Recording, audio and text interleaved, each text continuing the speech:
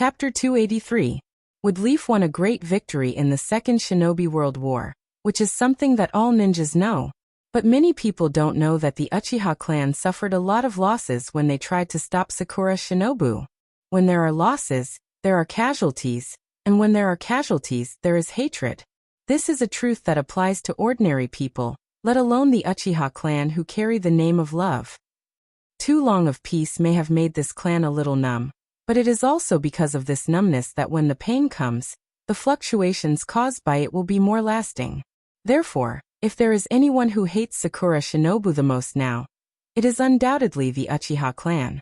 And as the Hyuga clan who has been with Uchiha for thousands of years, their understanding of this is undoubtedly very deep. This is also the purpose of Hyugataka's words to Akira Uchiha. It is to remind him that the Uchiha clan wants to attack the Sand Village's negotiation team. Hyugataka's kindness is naturally selfish. There is no need to say much about the strength of the boy in front of him. If he appears in the escort team, then the success rate of the Uchiha clan's revenge will be very high. Naturally, if Akira Uchiha does not follow, then the success rate will be reduced, and even if the operation is right, it is not impossible for the Uchiha clan to suffer heavy losses again. Secondly, Akira Uchiha is the son of Kage, and the disciple of Sandaime Naruto. This relationship is originally stuck between the Uchiha clan and Naruto clan. From the results of Hyugataka's observation, Akira Uchiha is faintly biased towards Sandaime Naruto. In this case, he might as well use this matter to continue to widen the rift between him and the Uchiha clan. Of course, he also had a little selfish motive. Look, I'm already helping you. My daughter is in your team. How can you not help me protect her? Therefore, Hyuga Sky is a real old fox. He will not give any advice, he will only provide information so that Akira Uchiha can be prepared, and the final decision will be made by Akira Uchiha himself. This was an open conspiracy. However, Akira Uchiha couldn't refuse Hikari's kindness. After all, being prepared and not being prepared were two different things. Otherwise, if Mount Uchiha really came looking for him and asked him to carry out the escort mission, should he go or not? After that, the few of them ate for a while and casually chatted about some things on the battlefield. However, the most important things had been said, so the banquet was almost over. Akira Uchiha received unexpected news, and Hyuga Sky also received a lot of interesting things. At least one thing can be proven: Uchiha-chan's talent as a ninja is very strong, and his IQ isn't low either. At least, he isn't the typical Uchiha clan's Long Outyin, and his troublesome daughter won't be bullied in his team. After eating, Hyuga Sky asked Ji-Lu to take Akira Uchiha to the clan for a stroll, but Hizashi, who had a deep hatred, stared at Akira Uchiha fiercely before leaving. The meaning was very obvious. If you dare to touch my sister, don't blame me for being ruthless. In this regard, Akira Uchiha could only smile bitterly. Is my character so low? He really said loudly. I'm not a pervert, I'm a decent person. With Ji-Lu leading the way, the two quickly walked to the street of the Hyuga clan. The street was very quiet. One is because it is dinner time, and there is a lack of entertainment, and now it is not the time for wood leaf ceremony, so there are not many people. When passing by a store, Akira Uchiha walked in and bought 2 cups of yogurt. Here you go. Ji-Lu tilted his head and showed a puzzled expression. Don't pretend, I know you didn't eat enough at night and are just in a daze.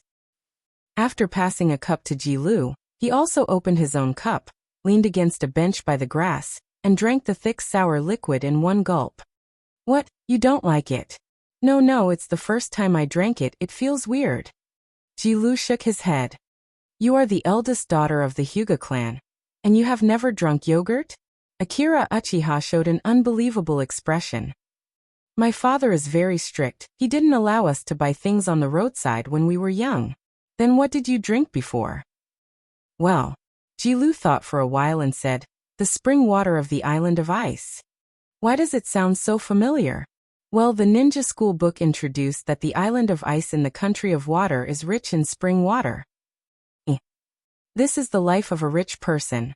Worthy of being a descendant of the moon, the taste is different. Do you like yogurt? Ji-Lu rarely took the initiative to ask.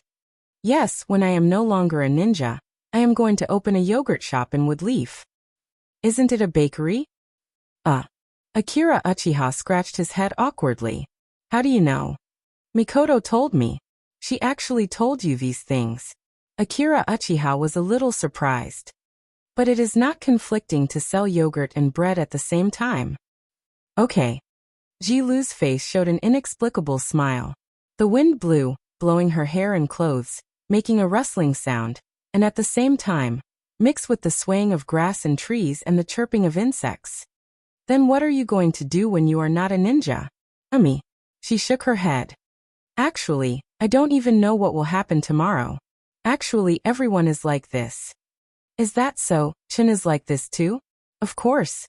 But you don't seem to be confused at all. How is that possible? Uchiha-chan smiled calmly and continued. Sometimes, I'm also very confused, but I'm just doing what I can, that's all. Is that so? After saying that, Jilu looked at Uchiha-chan's face that was staring at the distant Uchiha-chan, looking like a helpless child. Further away, there was a high and deep sky, and between the layers of clouds, the white Milky Way was clearly visible. Chapter 284. 2 days later, in the early morning, Akira Uchiha was awakened by the loud cry of an eagle in the sky. This command was used to summon Woodleaf Jonin, and according to Hyuga Akira, the messenger of the Sand Village should be coming soon. After getting up from the single bed in the ward, Akira Uchiha washed a little, then said hello to Mikoto, and walked toward the Naruto office building. On the way, he encountered Hatsuki Shigeru. What's wrong, Shigeru-san? Why are you so happy? It's Shun. Akira Uchiha didn't hide his presence, and Shigeru didn't notice him until he spoke. It can only be said that Akira Uchiha was too absent-minded. I have a blind date tomorrow, and I will get married after a while. Although he said this sentence in a calm tone, the expression on his face wasn't like that. The joy that can't be hidden has already leaked from the corner of his mouth. Is that so? Congratulations. I will definitely attend your wedding. Akira Uchiha said this, but in his heart he wanted to complain. You have a blind date tomorrow. Why are you getting married after a while? Now that marriage is no longer popular in Woodleaf Village, has it become popular to get married before meeting? Shigeru obviously didn't notice Akira Uchiha's expression. He was still indulging in the fantasy of his future wife, walking with Akira Uchiha on the way to the Naruto office building. But he felt that it was a bit rude, so after a while, Shigeru reluctantly stopped his fantasy and asked, I haven't seen you for a few days. Did you go to perform an S-level mission? After all, now that the war is over, there are still a lot of missions piled up in the village that need to be completed. In Shigeru's perception, a ninja who has reached the level of Akira Uchiha is either performing an S-level mission, or waiting for an S-level mission to appear. There is nothing else. If it weren't for the fact that he had to go on a blind date recently, he would have gone out to carry out a mission long ago. I probably won't be going out for a while. You know, Mikoto's hand is injured, and I'm still in charge of the first shift. Yeah, with Tsunade around, Mikoto should be fine. Shigeru nodded. Also, being a Jonin sensei is very difficult. Chun, you have to work hard. If you are a good sensei, I will entrust my daughter to you in a few years. This sentence was really worth ridiculing. First of all, was it really good to be so confident that she would definitely give birth to a daughter? How could Kakashi endure this? Secondly, Senior Shigeru, can't you have a wife first? The blind date was tomorrow. Why was he already fantasizing about his daughter? In such a strange conversation, the two walked to Naruto's office. When they entered the office on the second floor, there were already a lot of ninjas gathered inside. Sandame Naruto sat in the chair behind the desk, nodding to Akira Uchiha and Shigeru without saying anything. After a while, a few more ninjas arrived, and the last one was Jiraiya and Orochimaru. Jiraiya's white hair was very long because of his sleeping posture, and there was a pillow mark on his face. This sloppy appearance, even the third Hokage couldn't stand it, but he couldn't say anything on this occasion, so he just coughed twice to express his dissatisfaction. In contrast, Orochimaru was a lot cleaner, but the ninjas with a slightly sensitive nose didn't have the slightest intention to approach him. Akira Uchiha sniffed the air in Naruto's office, and sure enough, he smelled the smell of blood mixed with formalin. There was also a rancid smell mixed with it, and Kuroto didn't know what Orochimaru was doing this morning. Did he sleep in Wood Leaf's morgue last night? So when it comes to being sloppy, Orochimaru, Jiraiya, and Tsunade are actually the same, worthy of being the trio of prostitution, gambling, and drugs. Hey, speaking of Tsunade, why didn't I see her? Is she still having fun in the casino? Well, since almost everyone is here, let's start the Jonin meeting. Sitting in the back of the office, Sandaime Naruto's flying ape Nichiren coughed lightly, and didn't intend to continue waiting for Tsunade. First of all, I would like to thank all the Jonins here for their efforts. Because of your efforts after the war, Wood Leaf has steadily entered a high-speed recovery period. Today, I called you here not only because of the usual meeting, but also because of a more important matter. All the Jonins didn't speak, but quietly listened to Sandaime Naruto's words. Sand Village has agreed to sign the defeat agreement a few days ago, but the specific discussion will be carried out tomorrow, and they will arrive this afternoon. The venue has been organized, and the main thing that needs to be assigned at present is the issue of security and maintenance. There are a large number of Umbu in the village, and what you need to be responsible for is the situation inside the venue, and the transfer of Sakura Shinobu's captives, namely the 3 generations of Kazekage and Chiyo. The third Hokage picked up a map from the table that had already been planned. At this time, the 3 generations of Kazekage should be imprisoned in the prison, and after being strengthened by Wood Leaf Sealing Team, they are no different from ordinary people. Coupled with a large number of Umbu and Root ninjas sent by Sandaime Naruto, it can be said that they are foolproof. Moreover, even if Sakura Shinobu signed the defeat agreement, and the Kazekage and Chiyo agreed to hand over the captives, Sakura Shinobu's sealing team won't be able to unseal the captives in Wood Leaf. Although Konoha wasn't afraid of the Sand Village's strength, if they started a war in Konoha's village, Konoha would have to consider the safety of many civilians. Of course, unless there is something wrong with Sand Village's head, they won't do such a thing. After that, things were very simple. After the third Hokage specifically assigned the surveillance scope and combat deployment of the Jonin, the meeting that lasted more than an hour was finally over. By the way, Jiraiya, Orochimaru, Shigeru, and Shun, you 4 stay here, the others can go back. After the meeting, Sandaime Naruto suddenly said. Chapter 285. Flying Ape Nichiren didn't mention the names of Orochimaru and the other 3 when he was assigning the combat power. Naturally, he had other uses for them. Everyone could guess that Orochimaru and the other 3 captured the 3 generations of Kazekage. They could be regarded as the 4 people with the greatest contribution on the battlefield. Naturally, they would participate in this negotiation, even if it was just to be a mascot. Well, they were really going to be mascots. After all, the youngest of the 4 was only 12 years old, and the oldest was only 24 years old. They were good on the battlefield, but they weren't good enough in politics. But then again, even if they were going to be mascots, there would be a group of people licking their faces and trying to get close to them. This kind of big scene couldn't be seen once in many years. If they could go in and take a look, it would be a good topic for their children and grandchildren to talk about in the future. Thinking back, I was also at the scene. That scene, it was quite big.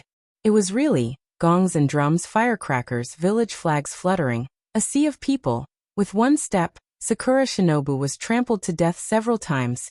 Thinking of this, everyone looked at Orochimaru and the other 3 with burning eyes. But even if they were envious, they still had a plan. If they really rushed up to the 3 generations of Kazekage and Shikaku, they didn't know if they could see the red flag fluttering, but it was certain that they would see the flag fluttering. Everyone also understood that the position of the 4th Naruto was probably going to be decided between the 3 ninjas and Shigeru. As for Akira Uchiha, he was naturally ignored. There was no other reason, he was too young. When the 4 of them walked out of the office, the sun was shining brightly outside. Akira Uchiha looked up at the sky. The clouds were very thick, reflecting the brilliance of the sun, like a picture scroll that was changing every moment.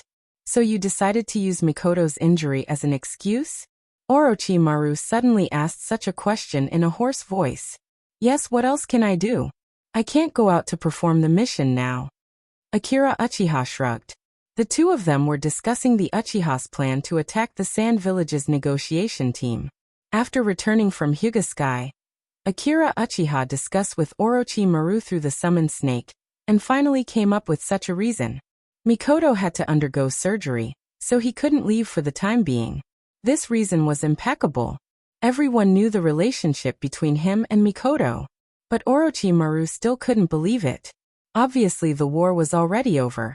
Why would they take the risk to launch a sneak attack? You should know that the village will compensate you for your losses during the war, but the village will definitely not compensate you for your losses caused by your own actions. In fact, the village will even be happy to see it happen. And in Orochi's view there was no right or wrong. SSSSS. This. And S's, S and the Marus, they sand. And benefits they and this. But there are exceptions to everything. If it weren't for the fact that Uchiha's, it would be difficult to think of theirs plan. So don't look at Orochimaru's intelligence and strength now, but in terms of experience and understanding of people's hearts, he's still lacking. At least, he's not as good as the old fox Hyuga Sky. That's it. I still have an experiment to do, so I'll go back first. Orochimaru was ready to leave. Don't. Jiraiya suddenly grabbed his arm. Since the end of the war, the four of us haven't gotten together. Let's take advantage of this. We'll be busy in the afternoon anyway. Okay. Shigeru nodded. He had nothing to do. Seeing Akira Uchiha's hesitation, Jiraiya quickly added, "It's my treat." Akira Uchiha's eyes lit up and was about to agree, but Jiraiya added, "The place is in the alley on the east side of the commercial street. I think you all know where it is, right?" The expression on Akira Uchiha's face froze. He knew exactly where it was. 2 years ago, when he returned to Woodleaf, he was cheated by the rope tree, and then he invited hundreds of classmates to eat there. Originally, he pretended to be Tsunade to take credit, but later he was found out. Helplessly, he could only pretend to be Jiraiya. God knows how much the interest would be after 2 years of debt. Anyway, it wouldn't be too little. Otherwise, Jiraiya wouldn't be so angry. I've only returned to the village 3 times in the past 4 years. Why is it that when I'm not there, there's a large amount of money on my account every year? Who can explain it to me? Akira Uchiha was sure that he had only taken credit once, and the rest must have had nothing to do with him. Jiraiya, I still have an experiment to do. Why don't you ask Tsunade? Orochimaru was somewhat lacking in confidence. Tsunade, of course, I'll treat her later. Yesterday, she ordered takeout under my name. Ha! Chin, where are you going? Ahaha, I'm going to the toilet. Frequent urination, you know. The honest man Shigeru looked at the quarrel in front of him with a dumbfounded expression. At the same time, he secretly decided that he would never give his daughter to Akira Uchiha. At this time, thousands of miles away in the hidden sand village, compared to the peaceful atmosphere in Woodleaf, this place was somewhat depressing. The clouds of war haven't completely dispersed from here, and the 3 generations of Kazekage were still in the hands of Woodleaf. Only unknown exploitation awaited them. Yesterday, Sakura Shinobu's negotiation team had already set off, and Ebizo didn't follow the team to Woodleaf. The village now lacked high-end combat power, and as one of the elders, he must stay to preside over the overall situation and defend against Crane's sneak attack. At noon, he crossed the empty street and walked toward the Ninja Academy. Every day at this time was his favorite time. Away from all kinds of complicated things, he could enjoy the rare quiet. The sky in the hidden sand village was always inexplicably bright, and the rows of tall sand castles were like giants against the sky. Looking at the scenery in front of him, he realized that this kind of peace was what he wanted. But the price was too high. 11:30. He looked at his watch and frowned, because usually Sasori should have come out of the school at this time. But he didn't see anyone yet. What, Sasori didn't come to class this morning? Yes, Ebizo-sama, I thought you knew. Ebizo wasn't in the mood to care about this irresponsible Chunin, so he quickly walked toward his home. But he didn't find Sasori at home. So he went to several places that Sasori often went, but he didn't find anything. Ebizo was a little anxious. If Sasori disappeared, he really didn't know what Chio would do when she came back. But where could he go? Suddenly, a tremor ran through his body. Could it be? He turned around and ran toward the graveyard of the hidden sand village. Chapter 286. The graveyard of the sand-hidden village was in a canyon in the easternmost part of the village. He didn't know if it was because of geographical factors or because of the tombstone, but it always gave people a cold feeling. 4-year-old Sasori sat on the cold ground, staring at the picture of his parents on the tombstone, trembling. For a year, he always held various fantasies, looking into the distance at the entrance of the village, waiting for the return of his parents. He didn't want to return to an empty home, because when he pressed the light switch at night, surrounded by darkness, he couldn't help but cry. They will be back soon. That was what everyone told him. But even if it's just a lie, he thought. All I need is this sentence. But why do you have to expose it? Sasori remembered the roar of Chunin-sensei in the morning. Your parents died long ago. My son was also killed by your grandmother. Why don't you die? Why did the amiable sensei suddenly become like this? Sasori didn't know. And he didn't want to know, because only one thing lingered in his mind. Your parents are dead. Looking at the cold tombstone in front of him, his nose was sour, hot air blocked his throat, his chest was uncomfortable, and tears oozed out of his eyes. Sasori pressed his palms tightly to his eyes to stop all this, but the tears kept falling from his eyes. Suddenly he stood up, holding the completely faded assembled puppet in his hand. He slammed it on the ground. The puppet hit the ground and made a squeaking sound. Then it was torn apart and scattered around. But the next second, Sasori regretted. He quickly bent down to pick up the broken puppet, but his toes slipped on a stone, and his whole body fell heavily on the ground. But he didn't care about the pain. He continued to pick up the puppet fragments, but finally he stopped and began to cry on the ground. Hai Laozong stood not far behind Sasori. He couldn't help but sigh. After a while he slowly approached. Second grandpa, is my grandmother dead? No. Woodleaf was caught. She should be back in a few days. Yes. Sasori slowly stood up. Don't tell her. I already know that my parents are dead. His tone was stiff, as if there was no emotion. I know. Hai Laozong sighed. Sister, come back quickly. While old Hai was praying, Sakura Shinobu's negotiation team finally arrived at Woodleaf Hidden Village. The venue for Woodleaf's meeting was not located in the Naruto office building. Although the place was grand, it was still in the center of the village. If anything were to happen, Flying Ape Nichiren would not only have to face the criticism of various factions, but also the dissatisfaction of the ordinary villagers. Therefore, this meeting was arranged at the eastern edge of Woodleaf, which was not far from Woodleaf's prison. It was also convenient for the Umbu to escort Kazekage and Chio out. When Akira Uchiha and Jiraiya arrived at the venue, it was almost time to start, and there were already many jonins waiting outside. After greeting the guarding ninjas, the four of them walked toward the center of the venue. Sakura Shinobu's people haven't arrived yet. In addition to Naruto, there were also several elders of Woodleaf sitting at the table. You're here. Flying Ape Nichiren nodded at Orochimaru and the other three, but in such a serious occasion he didn't say much. But Koharu gave a look, indicating Akira Uchiha to find a place to sit down. But looking at Jiraiya, Shigeru, and Orochimaru all walked toward their respective corners. Akira Uchiha didn't want to sit alone. A mascot should have the consciousness of a mascot. Even if he stood there like a minion, he couldn't help it. He had to decline the kindness of the dorm lady and walk toward his corner. Is this the son of Kuroto, the youngest jonin of Woodleaf? A few small exchanges passed to Akira Uchiha's ears. Yes.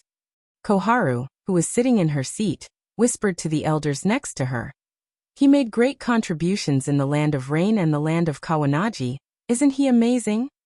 The pride in her words was overflowing, and if one didn't know, they would think that Akira Uchiha was her son. Cough. Naruto coughed lightly, but his eyes didn't turn to the elders, but his meaning was obvious. Sure enough, as soon as he coughed, the elders immediately went silent, but there were still a few curious gazes that swept towards the corner where Uchiha was sitting. If it wasn't for the fact that the Elders' Council was established as a compromise, Sarutobi wouldn't have made this kind of thing unless he had nothing better to do. A village wasn't even enough for him and 3 senior advisors, let alone the elders of the major clans. Although all the power is now in the hands of Sandaime Naruto, there's no guarantee that there won't be any problems in the future, or even in the future when Sandaime Naruto comes. Not every Naruto has the strength of the first and second Dame, and Sandaime Naruto's means is also considered powerful among the previous Naruto. So looking at the elders next to him, Sandaime Naruto showed a hint of coldness. About 5 minutes later, Woodleaf's ninja finally pushed the door open and walked in. Sandaime Naruto-sama, Sakura Shinobu's emissary has been brought in from the side door, and according to your instructions, they didn't enter Woodleaf from the main door. Good, bring them in.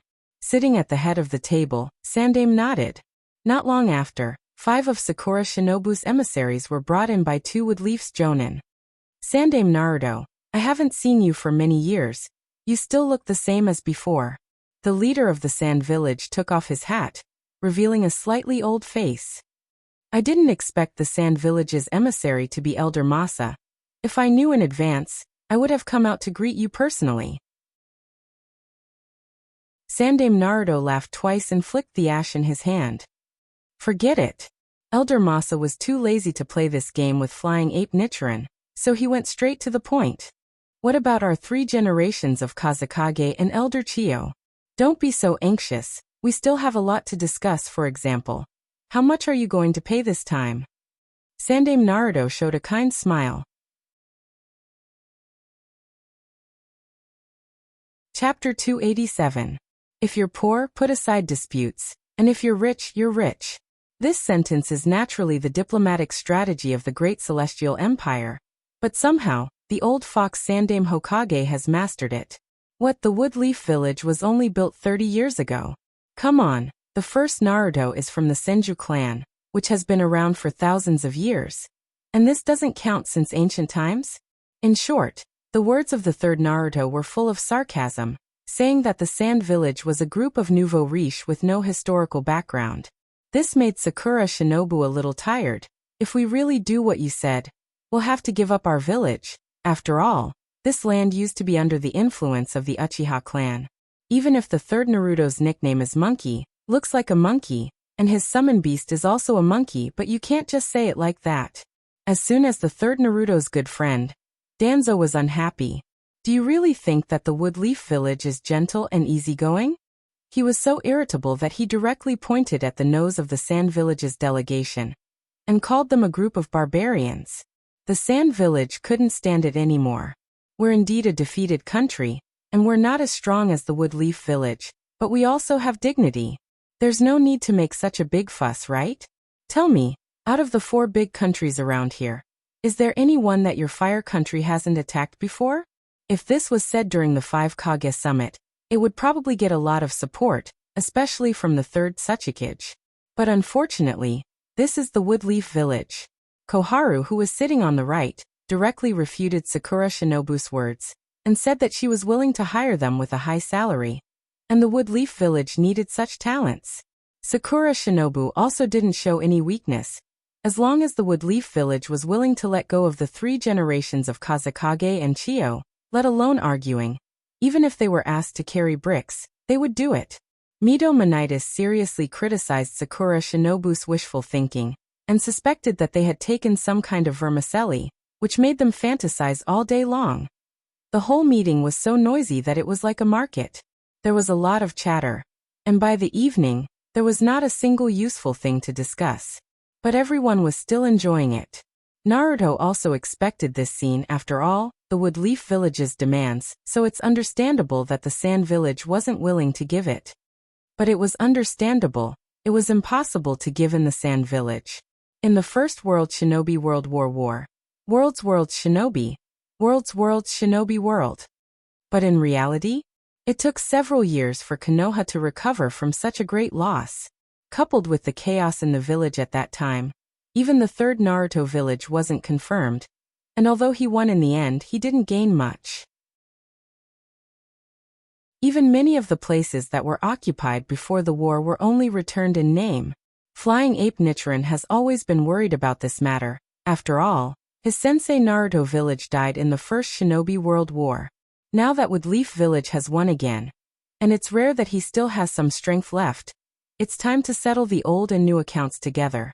Naruto Sandaime was now in his prime, and as a ninja hero, he wasn't so indecisive. But then again, Sandaime Naruto wasn't indecisive, but the Sand Village was beginning to close itself off. There was no other reason. Woodleaf Village's demands were really too much. And even if he didn't take all of the Sand Village's resources, he took most of it. If anyone really signed this agreement, they would really become the sinner of the village. And now that the 3 generations of Kazekage were captured, no one could make a decision. As for the rest of the people, who would dare and who would be willing to take such a big blame? Old C didn't dare, so he didn't come at all. Ma Sha didn't dare, he didn't want to come, but he had no choice. He was the most senior person in the village, so he had to come. His throat was a little numb, and he drank another glass of water. This was the 6th glass he drank this afternoon, but he still felt thirsty. I'll say it again, no. Woodleaf Village doesn't have any sincerity. This is robbery. Well, this sentence was also the sentence he said the most this afternoon. Everyone knows the fuse of this Shinobi World War. Woodleaf Village went to fight the Land of Rain, but inexplicably got attacked by the Sand Village, so we were forced to fight and lost too many ninjas. The consumption of materials is also very serious. I think you know in your heart, Woodleaf Village's demands are actually not excessive. Naruto reiterated his position once again, showing that Woodleaf Village was the righteous party. So the two sides fell into an inexplicable wrangling again, and they kept arguing. There was no doubt that the first day of negotiations failed. Woodleaf Village was not willing to retreat, and Sakura Shinobu Village was not willing to accept such a price. What a boring negotiation. Akira Uchiha now understood why Tsunade didn't appear here from the beginning. She had expected this. But thinking about it, with her identity, after the war, she probably had the opportunity to listen. But at that time, Jiraiya, Orochimaru, and Shigeru weren't even 10 years old, so how could they sneak in and see this scene? So the 3 of them didn't expect this scene. It's estimated that this is the reason why Sandaime Naruto didn't let the 4 of them sit at the table.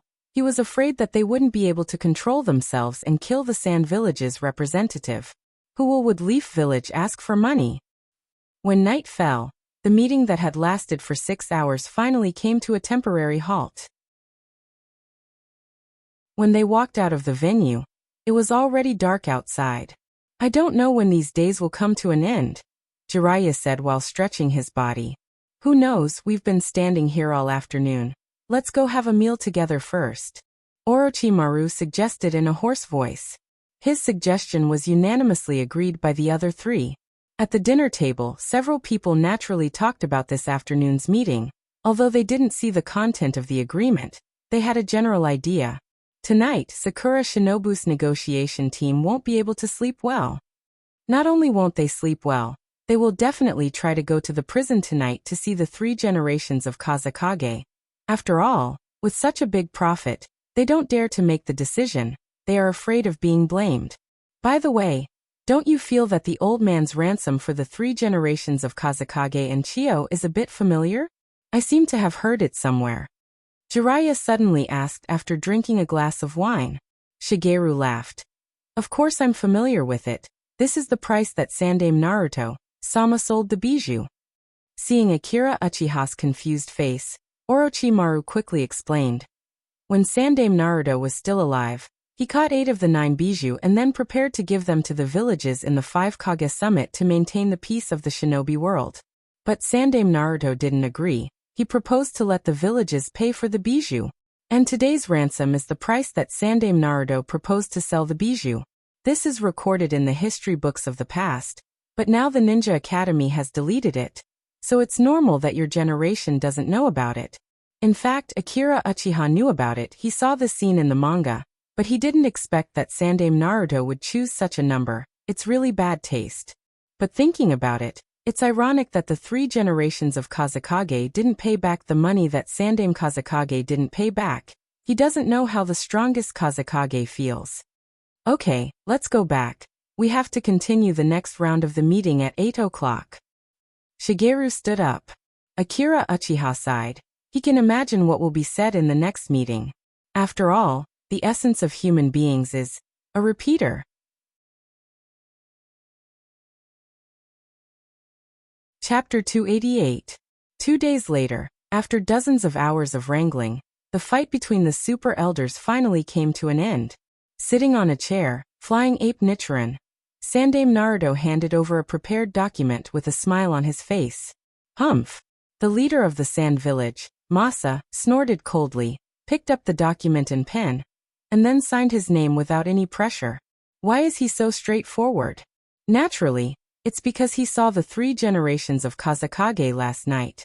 The 3 generations of Kazekage, who hadn't eaten for many days, grabbed his hand and said eagerly, "Sister, go forward boldly, don't look back." Anyway, that's what it means. The 3 generations of Kazekage couldn't bear it anymore. If this continues, he will be the first Kage to starve to death. Coupled with the torture of the ninjas every day, this kind of life is really unbearable. As for the ransom, let's get out of here first. As long as he's here with his skills, he won't be afraid that he won't be able to pay them back in the future. Moreover, the Cloud and the Rock are still fighting.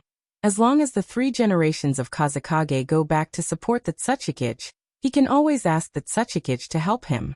But if this continues, the sand will only suffer more and more losses. So after thinking about it, the 3 generations of Kazekage didn't even bargain, and directly asked Masa to sign for him. Since someone endorsed him, Masa's legs were no longer numb, and his waist didn't hurt anymore, so he quickly contacted the Naruto to sign the agreement. With Masa's signature, the war between Konoha and the sand was officially over. At the same time, Uchiha-chun, who was standing in the corner, heard a voice he hadn't heard for a long time. Congratulations to the host for helping the Wood Leaf clan to win the Second Ninja War. Akira Uchiha showed a fatherly smile. But at this moment, Masa's voice interrupted his thoughts. Where are our Kazekage and Elder Chiyo? Don't worry, you will see them soon. Flying Ape Nichiren smiled like a monkey, and after calling his apprentice Orochimaru, he whispered to him. Go and bring out the Kazekage and Elder Chiyo from the Wood Leaf clan's prison. Yes. Orochimaru didn't look at the elders of the Wood Leaf clan and the Sand Village's elders. After responding to Flying Ape Nichiren, he went to the door. Masa refused the invitation offered by Naruto to take a tour of the current Wood Leaf. After all, of course, of a country's face. Of a country's face. Masa wouldn't agree to Sarutobi's request unless he's crazy. Now, the safest thing to do is to wait for Naruto's apprentice to bring Kazekage and Elder Chiyo to the venue. He finally exchanged the 2 treasures of the Sand Village with a huge amount of resources. Now he doesn't want to stay in Wood Leaf clan for a second. He just wants to go back to his village as soon as possible.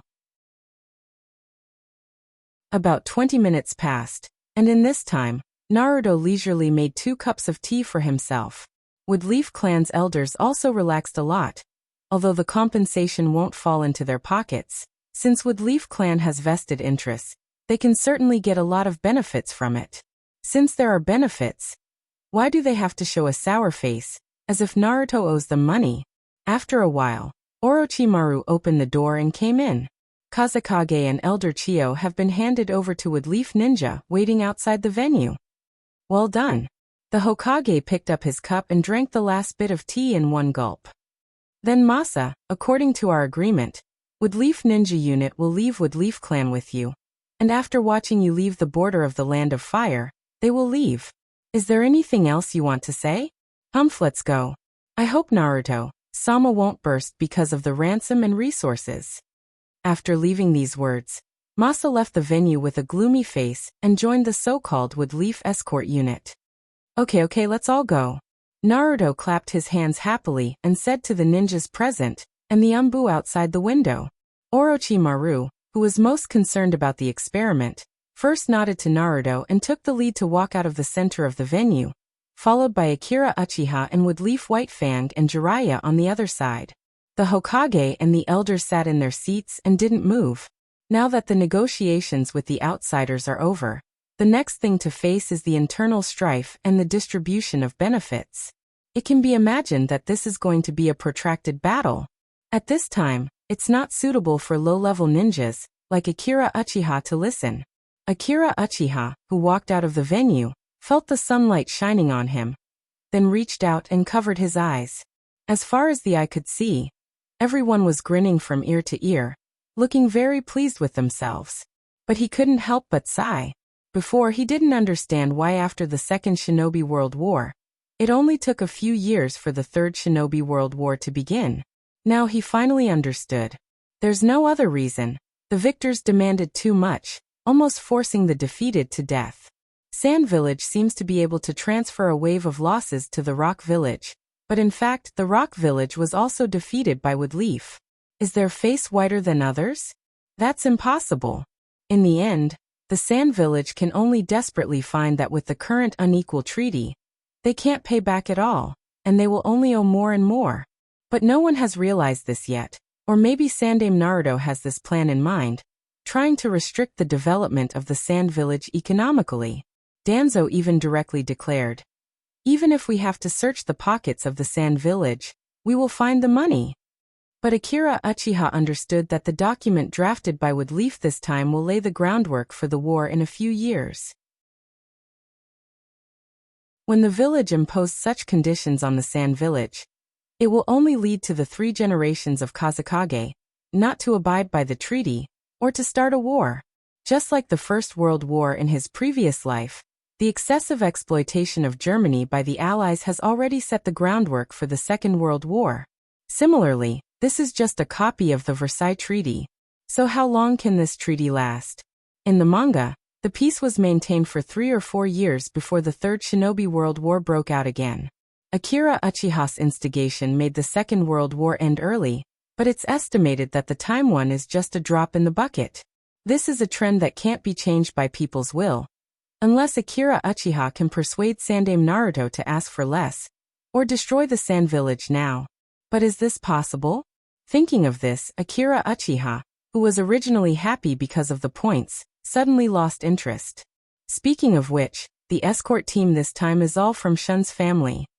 Looking at the group of ninjas from the Sand Village, Hatsuki Shigeru casually said such a thing. However, his political sense is not sharp enough, so he didn't have any hidden meaning, he was just casually chatting. Akira Uchiha nodded, but he sighed in his heart. He doesn't know how many of these people will come back alive. By the way, senpai, how did yesterday's blind date go? Don't mention it. Shigeru curled his lips. It's like a fan meeting, it's so noisy. Akira Uchiha couldn't help but laugh. After all, it's the famous Woodleaf White Fang's blind date. You must have a lot of little fangirls, and senpai is so handsome. I'm sure they will be picky. Hey Shigeru-sama, why are you blushing? Are you inexperienced? By the way, how long have you been single?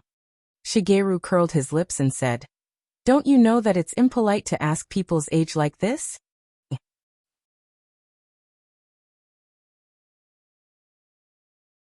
Chapter 289. After parting ways with the White Fang, Akira Uchiha walked back to his house alone. Looking at Shigeru's red face, it seemed like he was ready to throw himself into the matchmaking army. Sometimes, Akira Uchiha really did not understand why someone as handsome and strong as Shigeru could not find a girlfriend when he was young. In the end, he had to rely on matchmaking to survive. However, on second thought, Shigeru did not have to worry about being picky, so he had to be careful. Otherwise, he would not have a place to cry in the future. After all, there were plenty of people who were beautiful when they were young, but grew ugly when they grew up. Let's not talk about anything else. Let's talk about the bearded ape Asuma. What, the third Naruto's wife, Lake Biwako, was not pregnant?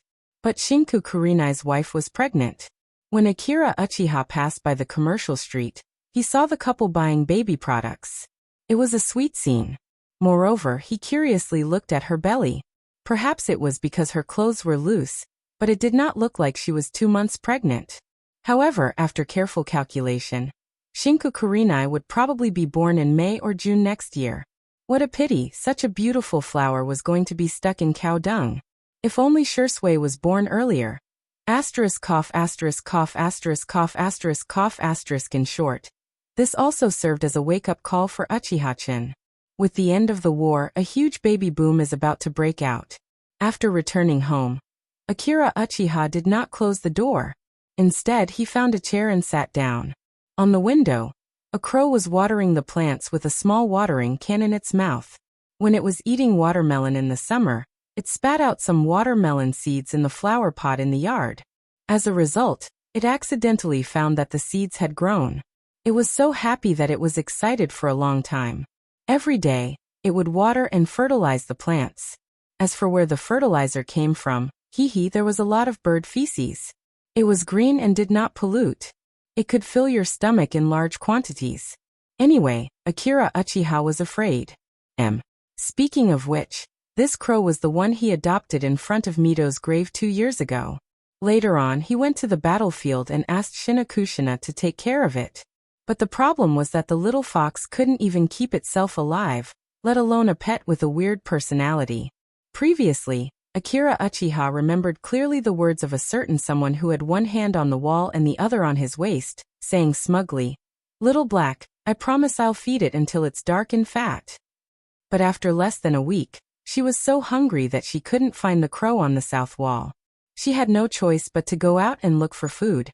After all, eating potato chips every day was not a solution. Speaking of which, Little Black's heart was bitter. Now, whenever he smelled Shinakushina's scent, he would take a detour. After looking at it for a while, Akira Uchiha felt a little bored. He shifted his gaze back to the table and reached out to pick up a scroll. At this moment, Little Black, who had been watering the plants painstakingly, suddenly stood up and looked towards the direction of the door. It didn't seem to be as lazy as before. Akira Uchiha smiled and did not put down the scroll. After a while, Fugaku's figure appeared outside the door. Oh, the one who came was actually the young patriarch. He thought that Uchiha Mountain would personally come to visit. It seemed that his face was not big enough to make the young patriarch come. "Young patriarch, long time no see. Why do you suddenly have so much time to come and see me?" Chin said not to call me young patriarch. Just call me Fugaku. Why are we still unfamiliar after not seeing each other for 2 years?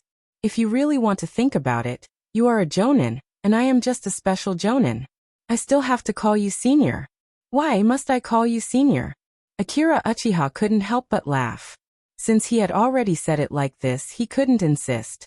He could only say, "Since young patriarch has said so, and you are a few years older than me, I will call you Big Brother Fugaku. Hey, come in quickly. I will make you a cup of tea." Hearing this, Fugaku walked in from the entrance. He looked around and sighed. "I already told you to live with me. You didn't listen and insisted on squeezing in such a small place. You are the hero of our clan. If I didn't know, I would have thought that my father was deliberately mistreating you." Akira Uchiha smiled and didn't say anything. He brewed 2 cups of tea, gave one to Fugaku, and left one for himself. Then he slowly talked about the past between the two of them. Speaking of which, Fugaku was much more mature than 2 years ago. Thinking about it, the battle in the famous mansion had made him grow a lot. He was no longer the young man who didn't know anything and only wanted to go to the battlefield. But patience was limited. He changed the topic and finally talked about the mission. "Chun, to be honest, you are now the #1 person in our clan's younger generation. This time, when you get the escort mission, most of the ninjas in the clan hope that you can go with them. Let them see the glory of Woodleaf Thunderbolt." Akira Uchiha knew that the show was about to start. Wasn't it just a show? Who was afraid of who? He stood up with a trace of yearning and a trace of desire on his face. But then he shook his head and revealed a difficult expression. "What's wrong? Did something happen?" Fugaku fell for the trap. "Brother Fugaku, I am also from the Uchiha clan. Of course, I want to go. But you should know that Mikoto was injured on the battlefield and is still hospitalized recently. Has she been transferred to the clan? We also have many outstanding medical ninjas. No, they can't treat her. Even the Woodleaf Hospital can't treat her. Then what should we do? You also know that I am considered Tsunade-sama's half-disciple, but our relationship with the Senju clan. So, I begged her for a long time before she reluctantly agreed to help. Look, the surgery is tomorrow, and I can't leave for the time being. Fugaku was speechless. After all, the other party's reason was impeccable. He could only say, how did this happen at the same time? Also, Akira Uchiha kept mentioning Mikoto. Why couldn't he remember who Mikoto was? In fact, it was not strange. The last time they met, Mikoto was only a 10-year-old girl. Even if she was a national beauty, her face was still young. Who could remember who she was? Fugaku was very straightforward. Women were like clothes and people were like hands and feet. But he couldn't say it out loud. Akira Uchiha was so nervous about Mikoto. What if he replied, women are like clothes for winter, and people are like hands and feet of Hachibi? Wouldn't the situation be very awkward? Brother Fugaku, it's not that I don't want to go, but I can't leave this time. But thinking about it, it's just escorting the sand village out of the fire country. There won't be any danger. Next time, if there's a dangerous operation, you must call me. Akira Uchiha tapped the teacup with his thumb, and said sincerely. After a moment of silence, Fugaku finally made up his mind. But this time, it will involve a battle. He suddenly stopped talking. There was only an inexplicable tapping sound in the air. This was naturally Akira Uchiha's genjutsu. He couldn't control people's thoughts like Koto Amatsukami, but it was easy to create a 2-second fake memory with genjutsu. When he went back, Fugaku would only tell his father, but he didn't say anything. As for whether Uchiha Mountain could detect the traces of genjutsu, of course it was impossible. Unless he checked his son's memory. But the problem was that only the Yamanaka clan could do this. He didn't need to check Fugaku's memory for such a small matter, right? So this matter could only be left unsettled. Even if something went wrong with the ambush, it couldn't be blamed on Akira Uchiha. You can only blame yourself for not saying it clearly.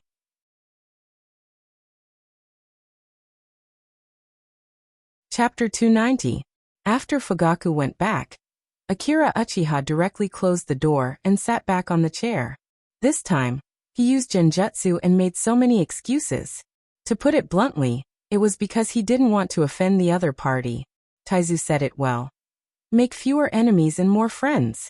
Akira Uchiha's strength hasn't reached the point where he can ignore everything. Naturally, he has to pay more attention in this regard, instead of making enemies everywhere. But not making enemies doesn't mean that he should follow him foolishly. Knowing that it's a trap, if he still jumps in, isn't that courting death? Think about it, even Hyuga Kagami can see it, so how can Sandame Naruto not see it? If Sandame Naruto knows, how can his good friend Danzo not know? With Danzo's character, if he really leaked the information and deliberately tricked Uchiha, then wouldn't he be courting death if he followed? Don't think that the Sand Hidden Village was defeated, and the 3 generations of Kazekage and Chiyo who have been locked up for a long time don't have much fighting power. After all, it's one of the 5 major countries. It's not something that a single family can compete with. If there is a problem in the end, Akira Uchiha may have no problem protecting himself. But can he just abandon his people like this? If he really did that, his hard-earned reputation will be ruined, and he will be laughed at by other ninjas. Would Leaf Reiko, who usually pretends to be a great hero, but in fact, didn't he abandon his own people? Bah! Think about it. Wasn't Shigeru crushed by such public opinion? However, he can't tell Fugaku the truth, and he has to keep a low profile. If Akira Uchiha wants to refuse, he has to find a real irrefutable reason, right? Otherwise, he will directly fall out with him. Akira Uchiha doesn't want to fall out with him, so after thinking about it, he can only use Mikoto's injury as an excuse. If the losses were to be huge in the future, even if there were people who would complain, they couldn't blame him. After all, Fugaku didn't tell him about the family's plan. In the end, it was still because of the lack of strength. Akira Uchiha sighed, and then remembered the system prompt that helped with Leaf complete the second Shinobi World War quest. It seemed like he hadn't opened that system for a long time. To be honest, it wasn't that he didn't want to think about it, but the speed of earning points was too slow, and the points needed to level up were too many. In the past few years, as his strength has further expanded, killing Chunin no longer gives him any points, and he can only rely on Jonin to barely survive. However, this level of equipment wasn't something that could be found on the streets. It wasn't something that could be obtained just because you wanted to. However, I just completed such a big mission, so I should get a lot of points. Thinking of this, Akira Uchiha turned on his holographic projection and saw that the system had become like this. Host Akira Uchiha, Land of Fire Age. 12 Comprehensive Strength Index. Existence of bugs in Elite Jonin Chakra Level 14, 340, 650, 0000. Taijutsu Level 13, 500, 300000. Shuriken Level 12, 600, 150000. Hand Seals Level 13, 400, 300000. Ninjutsu Level 12, 500, 150000. Genjutsu Level 14, 611500000. Wind Attribute Level 13, 600, 300000. Fire Attribute Level 13, 400, 300000. Thunder Attribute Level 14, 589500000. Water Attribute Level 12, 0150000. Earth Attribute Level 12, 0150000. Sealing Level 10, 030000. Yang Attribute Level 11, 060000. In Attribute Level 13, 0300000. Attribute Fusion, to be opened, Sharingan 3 Tomo. Remaining ninja points. 14124110. Level 11 to 13 is the Jonin level, and level 14 to 16 is the Kage level. But as far as Chun is concerned, level 13 corresponds to Elite Jonin, and level 14, although there is a Kage in it, is at most a Quasi-Kage. Among these 14 attributes, the only ones that can reach Quasi-Kage are Chakra, Genjutsu, and Thunder, which are the 3 attributes that he relies on the most. Taijutsu, which used to be far ahead, is now only at Elite Jonin level. This is also the reason why he is slower than Shigeru and Orochimaru in battle. The other attributes such as Wind, Fire, and Hand Seals are also at Elite Jonin level. As for the In attribute, it was due to the sudden increase in eye power due to the activation of the 3 Tomo Tomo, thus reaching the level of an Elite Jonin. This is caused by the blood of the Uchiha clan. In addition, Shuriken, Water, and Earth are only at ordinary Jonin level. After all, the number of times they are used in battle can be counted on one hand. The most embarrassing is the Yang attribute and Fuinjutsu. One is at Tokubetsu Jonin level, and the other is only at Chunin level. For example, Fuinjutsu, one is that he has no talent, and the other is that he can't use it for the time being. After all, he doesn't have enough points to add to other attributes. But it doesn't matter, even if there are no more points after World War II, the next few years will be the golden period of physical development. Even if he doesn't add points, his strength will skyrocket, such as chakra and taijutsu. However, the points were still there, so why not use them? After all, this is a world where cheats are rampant. Although Akira Uchiha is an Elite Jonin and a Quasi-Kage, it sounds very powerful, but it is far worse. Itachi was a Mangekyo at 13 years old, Naruto and Sasuke saved the ninja world at 16 years old, and became Rakudo-level ninjas. Even novels don't dare to write like this. It can only be said that reality is always more exaggerated than fantasy. Back to the topic. For the victory of this ninja world war, the system rewarded him with 1.2 million points. Since he has money, Akira Uchiha can also upgrade his attributes a little. Congratulations, host. Taijutsu has increased to level 14. Congratulations, host. Wind attribute has increased to level 14. Congratulations, host. Fire attribute has increased to level 14. After a while, the system information changed. Host Akira Uchiha Fire Country Age. 12 Comprehensive Strength Index. In the Quasi-Kage, you are the king of trash, _ Chakra level 14, 340, 650, 0000. Taijutsu level 14, 050, 0000. Shuriken level 12, 600, 150000. Hand Seals level 13, 400, 300000. Ninjutsu level 13, 030, 0000. Illusion level 14, 611500000. Wind Attribute level 14, 050, 0000. Fire Attribute level 14, 050, 0000. Thunder Attribute Level 14, 5895000000, Water Attribute Level 13 030 0000, Earth Attribute Level 13, 030 0000, Ceiling Level 10 030000, Yang Attribute Level 12, 0150000, In Attribute Level 13, 030 0000, Attribute Fusion, to be activated, Sharingan 3 Tomo, remaining ninja points. 100 Akira Uchiha wanted to continue adding seals, but he heard the system reply. Ninja points not enough, ninja points not enough. That's 1 million points. It's so painful. I wanted to activate Attribute Fusion and play with Magnet Release, but the points are gone just like that? However, feeling the increase of his strength, Akira Uchiha was still happy and painful.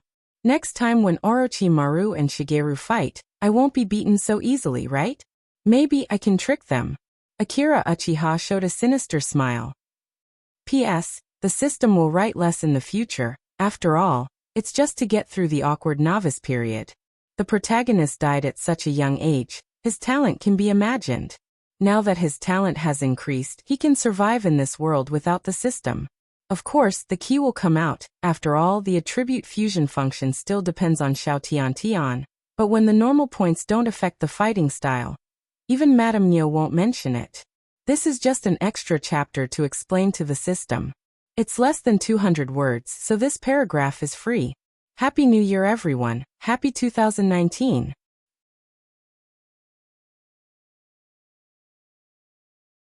Chapter 291. The next morning at 6 o'clock, Akira Uchiha woke up. Originally, he wanted to continue sleeping for a while, but for some reason, he was not sleepy anymore. He looked up at the window and found that there was a layer of frost on it. It was already November, and the weather was starting to get colder. Naturally, the frost was nothing to be surprised about. However, the temperature yesterday was close to 20 degrees, and today it suddenly dropped to 10 degrees. The temperature difference in wood leaf was sometimes really annoying. In the words of the rope tree, this weather is sick, and it needs to be cured. Perhaps because the temperature did not drop steadily, there was still a lot of green in the village. Of course, there were also dead leaves, but among the green and brown on the side of the road, people would always notice the green first. Perhaps it was because green always made people feel better, such as green leaves, green grass, green hats. Why is there a strange thing mixed in? So embarrassing. In short, since he could not sleep, Akira Uchiha did not want to waste any more time. He got up and prepared to run a few laps around the village to get used to his new body. On the way back, he could also buy some breakfast for Mikoto and Shinakushina. After washing up, he stopped after taking 2 steps and looked at Crow, who was sleeping on the bookshelf. At this moment, Little Black was curled up in the cloak, sleeping soundly like a hen incubating eggs. This cloak was made by Shinakushina. It had a hood with a crooked crow as decoration. Little Black, do you want to go out for a walk? Standing by the door, Akira Uchiha asked. There was no movement under the cloak. Little Black, I'll take you out to exercise, he said again.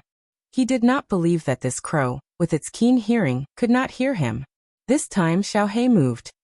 He poked his head out of the fur cloak and squinted his eyes at Uchiha-chan with a look of disdain. He seemed to be saying, I'm a crow, not a dog. Why would I walk? After 5 seconds, it shrank its head and went back to sleep. Akira Uchiha sighed and walked out of the door alone toward the street. The streets were a little deserted, but there were already quite a few peddlers scattered about. Therefore, there was no such thing as a stable life. Ordinary people did not have to be like ninjas, but they still had to deal with daily necessities. Their lives were not easy. With this realization in mind, Akira Uchiha walked around the street to warm up. Then he started running around the village. However, when he was halfway through his run, he ran into Uncle Dai's way. Oh, it's Shun. You're running too? Yeah, I have nothing to do these past few days. I feel like my body is going to rust. Uncle Dai was still wearing that beautiful, coquettish green tight suit. Although he had become rich in the past 2 years, he had no intention of changing it. It was undoubtedly true to the day's 2's A's. As expected, he started promoting his products. Shun, it's not that I want to criticize you, but you won't be able to practice taijutsu in this. How about I give you a set of tight clothes? Akira Uchiha quickly shook his head. Stop joking. No matter how good-looking he was, he would not be able to hold himself in this outfit. Therefore, it was better not to try it without thick eyebrows and big eyes. After that, the two of them chatted for a while more before parting ways. Earlier, Dai had asked Akira Uchiha to go to the shop to look at the accounts for the past 2 years. Actually, it did not matter. After all, he was not lacking in money. In the end, he just wanted to help Kaihuang's father. After all, he was a ninja worthy of respect. By the way, Dai is now married. This made Akira Uchiha's heart calm down. Previously, he was slightly worried that Dai would be like the heroes of Liangshan who did not get close to women, and only focused on training his strength. What would happen then? Now, it seemed that Uncle Dai had at most done some PY business with Nishimura-sensei. However, his sexual orientation was still okay. After 8 o'clock, Akira Uchiha stopped cultivating. He went back to take a shower, and went to the commercial street to buy breakfast before heading to Woodleaf Hospital. There was a foldable chair in front of Mikoto's bed for the person accompanying her to rest. Although it looked small, it could be used to sleep. Previously, Akira Uchiha slept there. However, after signing the agreement, Shinakushina would sleep there at night. When Akira Uchiha entered the ward with breakfast, the two girls were already awake. They were lying on the bed, playing chess. However, looking at the way Little Fox was scratching her head, it was obvious that she was about to lose. Shun is here to deliver breakfast. Stop. Stop. This game doesn't count. Shinakushina turned on her shameless mode, and jumped to Akira Uchiha's side to take the breakfast. Mikoto didn't mind. She just smiled and put away the chessboard. Akira Uchiha accompanied her, and chatted for a while before leaving at 10 o'clock. When he reached the familiar building, he quickly knocked on the door a few times. The door is not locked. Come in, little brat. This time, Tsunade's reply was quick. Akira Uchiha turned the doorknob, and found that it was indeed not locked. That's right, which little thief would dare to come here and stretch his hand? Did he have a death wish? Tsunade's fierce reputation aside, even if they wanted to steal money, it would be faster to win her in the casino. Tsunade's house was always filled with all the things that a woman living alone should have. For example, the smelly lunchbox, the underwear thrown on the sofa in the living room, the dusty floor that was not taken care of carefully. In any case, all the weird smells were mixed together. Akira Uchiha, who had just walked in, was almost thrown out by the smell. Is this place even habitable? Can't you be more careful? After thinking for a few seconds, he decisively gave up on taking off his shoes. After all, the floor might not be as clean as the soles of his shoes. After opening all the windows in the living room, Akira Uchiha finally felt that the smell in the air had dissipated a little. At that moment, Tsunade, who was wearing her pajamas, walked down the stairs step by step. As expected of a tomboy, Tsunade did not mind that she was exposed in her pajamas. After all, in her mind, no matter how mature she was still a brat. Tsunade casually moved the underwear she threw on the sofa to the side. She sat down on the sofa and yawned. Why are you looking for me at this hour? Do you have time? The latter sentence was obviously a little mocking. After all, the surgery was prepared 2 days ago. Akira Uchiha only came to find her today. What happened to the urgent matter? Looking at Tsunade's half-smile, he could only smile awkwardly. It seemed that even if his teacher did not go out, she still knew what was going on in the village. For example, the movements of the Uchiha clan. But who cares? Although Tsunade was quite good at this, it did not mean that she was interested. Otherwise, she would not have left the village for so many years without coming back. Therefore, after chatting for a while, she, who was addicted to gambling, began to play with Akira Uchiha again. After Akira Uchiha left last time, he left this deck of cards at Tsunade's house. When he saw this deck of cards again today, he realized that the brand new cards were a little old. It seemed that she had been playing games with his 2P and 3P recently. I won't lose today. Tsunade was full of confidence, as if victory was in her hands. Akira Uchiha did not say anything. Instead, he looked at her with a half-smile.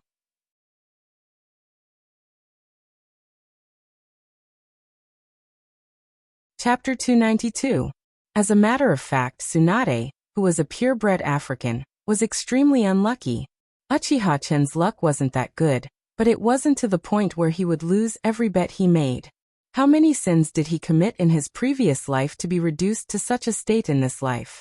In short, in half an hour, Tsunade went from being happy at the beginning to being angry and exasperated in the middle, to now looking indifferent. This kind of ups and downs could only be seen in gamblers, even if the two of them did not have any prizes. Kid, do you know the rules? Is this the attitude of begging for help? Tsunade threw the cards on the table. You have to make me feel better first before I can treat the illness. Otherwise, I can't guarantee that Mikoto won't leave any sequelae. Akira Uchiha. Forget it, I'm not playing anymore. Are the surgical supplies in the hospital ready? Ready, we're just waiting for you. Very good. Then there's only one last thing left. Tsunade said and raised her slender right hand to make a heart. At least in Akira Uchiha's eyes, so he thought for 2 seconds before saying, Teacher, there's no need to make a heart. I understand what you mean, you're wishing Mikoto a speedy recovery. Wish you good luck. How can you compare hearts? I'm talking about money, medical expenses. Akira Uchiha. I've already resigned from the position of the medical director. Now that I'm a private patient, of course I have to pay for the medical expenses. Even if there's no medical expenses, shouldn't there be an errand fee? Then how much do you want? Akira Uchiha asked weakly. Not much, just 300,000 taels. It wasn't much, an A-rank mission only cost this much. In short, I'm a little short on money recently. After 2 days, I'll pay you back with double. As for the extra money, I'll treat it as capital investment. Tsunade said calmly. Akira Uchiha. You're talking as if I care about your technology. In short, the money was in his hands, and the matter was discussed. Tsunade picked up the cold tea and took a sip, meaning that if there was nothing else, he could get lost. Akira Uchiha was silent for a moment, then said again, Tsunade-sensei, I have something to ask you. Tsunade nodded, indicating him to continue. There's something wrong with Patriarch Hyuga's eyes. She asked me to let you take a look. Tsunade didn't speak. She just held a cup and looked at Uchiha-chan until he was a little scared. Then she asked an irrelevant thing. Hyuga Himeji, right? I remember that Elder Koharu was the one who transferred him to your team? Yes. What's the matter? That woman sure has a good plan. Tsunade muttered, and then said seriously, Chin, I won't hide it from you. Hyuga Sky's eyes are a bit tricky. When Sandame asked me before, I said the same thing. Think about it. Not to mention the friendship between Senju and Hyuga. Even if other ninjas are injured for the sake of the village, I won't stand by and watch. Tsunade stood up and continued. There are several kinds of eye injuries. If it's an ordinary injury, any medical ninja can cure it, but it involves a forbidden technique, and the original Byakugan has been completely damaged. What if you get a new pair of eyes? Although I don't know much about the forbidden technique, I know it's related to dojutsu. This kind of injury, the nerve tissue around the Byakugan has been completely damaged, and it's not something that can be solved by just getting a new pair of eyes. Even I can only say that.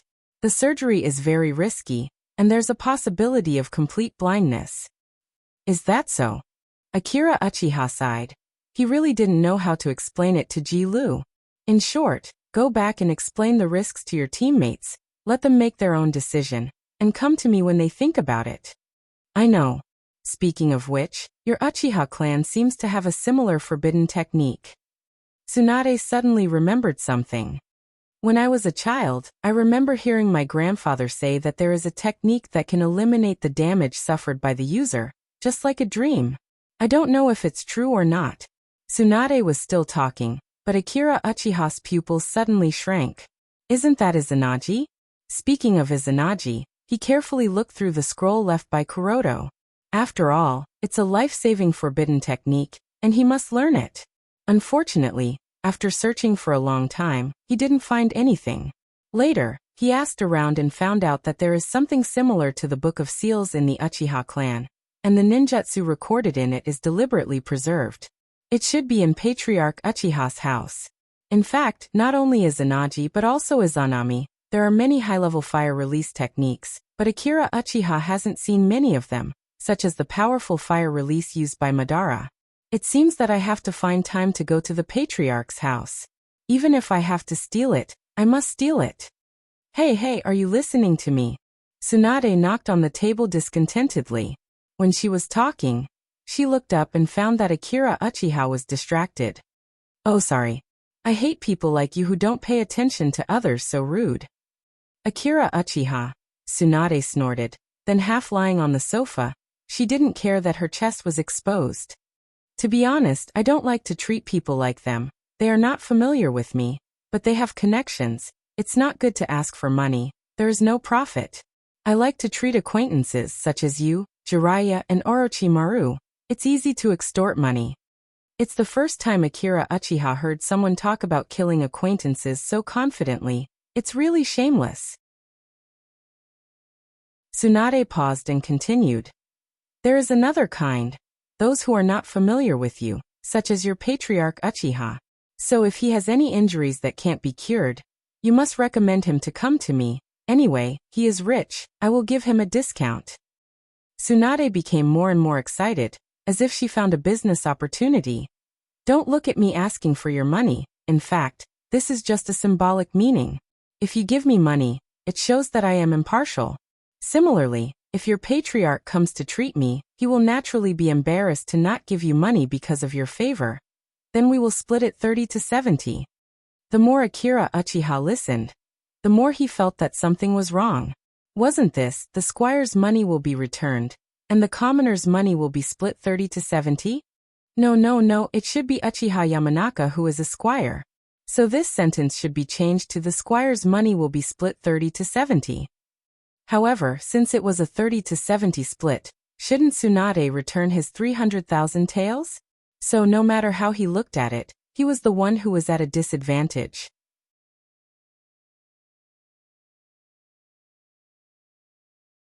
Chapter 293. While Tsunade was still thinking about how to make money, in the forest of the Land of Fire, the Uchiha shinobi had been escorting the Sand Village's messenger for a day. Escorting is a nice way to put it, but in essence it's surveillance, to prevent Sakura Shinobu from causing damage in the Land of Fire. Until now, the 3 generations of Kazekage and Chiyo were still being carried by 2 Uchiha shinobi. From this point alone, they were indeed following the orders of Sandaime Naruto. Before leaving the border of the Land of Fire, the Kazekage and Chiyo can't be handed over to them. Because they are all shinobi, and because they have been rushing all the time, in about 2 hours, they will reach the border of the Land of Fire. At this time, the most tightly protected one is Uchiha Fugaku. With him as the center, all the Uchiha shinobi are moving at his speed, which is also the reason why the speed is slow. Looking at the protected Fugaku, Masa showed disdain. If it weren't for the 3 generations of Kazekage and Chiyo, he would have already ordered them to leave the other side far behind. It seems that the Uchiha clan not only produces geniuses, but also occasionally produces trash. However, on the surface, Masa didn't do anything out of line. Since he has paid a lot of benefits, there is no need to look for trouble at this time. Of course, the most important thing is that in his heart, he and Naruto are regarded as ninjas of the same level, so if he gets angry with these escorting shinobi, wouldn't it lower his own level? He won't do such a thing. In this way, the 2 teams, one with ulterior motives and the other with arrogance, were peaceful along the way. Very quickly, 2 hours had passed just like that. One more step and they would be in the country of River. Now, can you return our 3 generations of Kazekage and Elder Chiyo to us? Masa's tone was cold, as if the ninjas in front of him were just insignificant weeds. But the Uchiha clan is famous for their arrogance. They look down on the ninjas of the village, not to mention the ninjas of the defeated country. Therefore, some Uchiha ninjas immediately jumped out to express their dissatisfaction, and were about to open their mouths to ridicule, but the next moment, they were stopped by Uchiha Fugaku. Give them the hostages. After stopping the rash Uchiha ninja, Uchiha Fugaku chuckled, and said to the ninja beside him, "Yes." Since it was the order of their young patriarch, Uchiha's ninja had no reason to disobey. Masa exclaimed softly. His impression of the young patriarch, who was evaluated as trash by him, improved a bit. At the same time, he waved his hand to let his subordinates take care of the unconscious Chiyo and the 3 generations of Kazekage. "Then, Ninja of Woodleaf, we will take our leave." After confirming the safety of the Kazekage and Chiyo, Masa began to prepare to evacuate in the direction of the Wind Country. He needs to bring the Kazekage back to the village as soon as possible. Now the Sand Village has no leader, and is in a mess. Not only does he need someone to take charge of the situation, but he also needs someone to take the blame. It just so happens that the Kazekage and Chiyo have their own uses.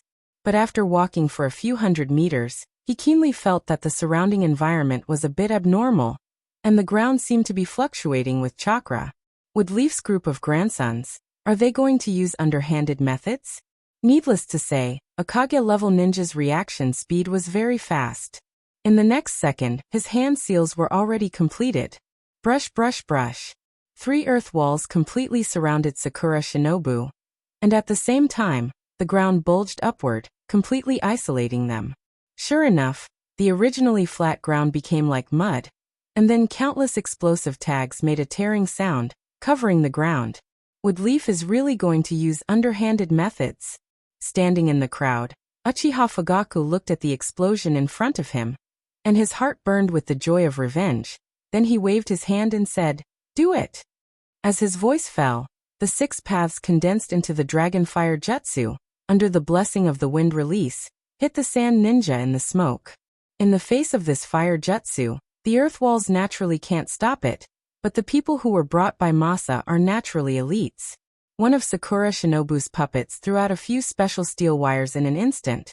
These special steel wires flashed a cold light, and quickly passed through the fire jutsu. The specially refined steel wires can't be burned by simple flames, but they can't do anything else. Now it's up to him. Fire release, flame bullet jutsu. An equally huge fire jutsu was generated by a large number of chakra, and divided into 6 along the steel wires, and instantly entangled the dragon fire jutsu. The power of the flame bullet jutsu is certainly not as fierce as the dragon fire jutsu, but the ninjutsu that follows the special steel wires must have its own uniqueness. Just like now, although the dragon fire jutsu can't stop it, when the 2 ninjutsu are mixed together, it began to slowly mix together. The powerful mixed ninjutsu of the Uchiha clan was guided by the special steel wires, and it flowed along the steel wires that have been set in other directions. "Masa-sama, do you want to fire a signal flare?"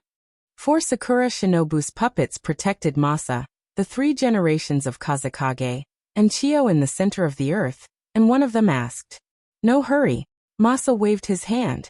Naturally, he brought more than 4 subordinates for this mission, but as a defeated country and rushing to Woodleaf, to be honest, it's useless to bring any number of Sakura Shinobu's puppets.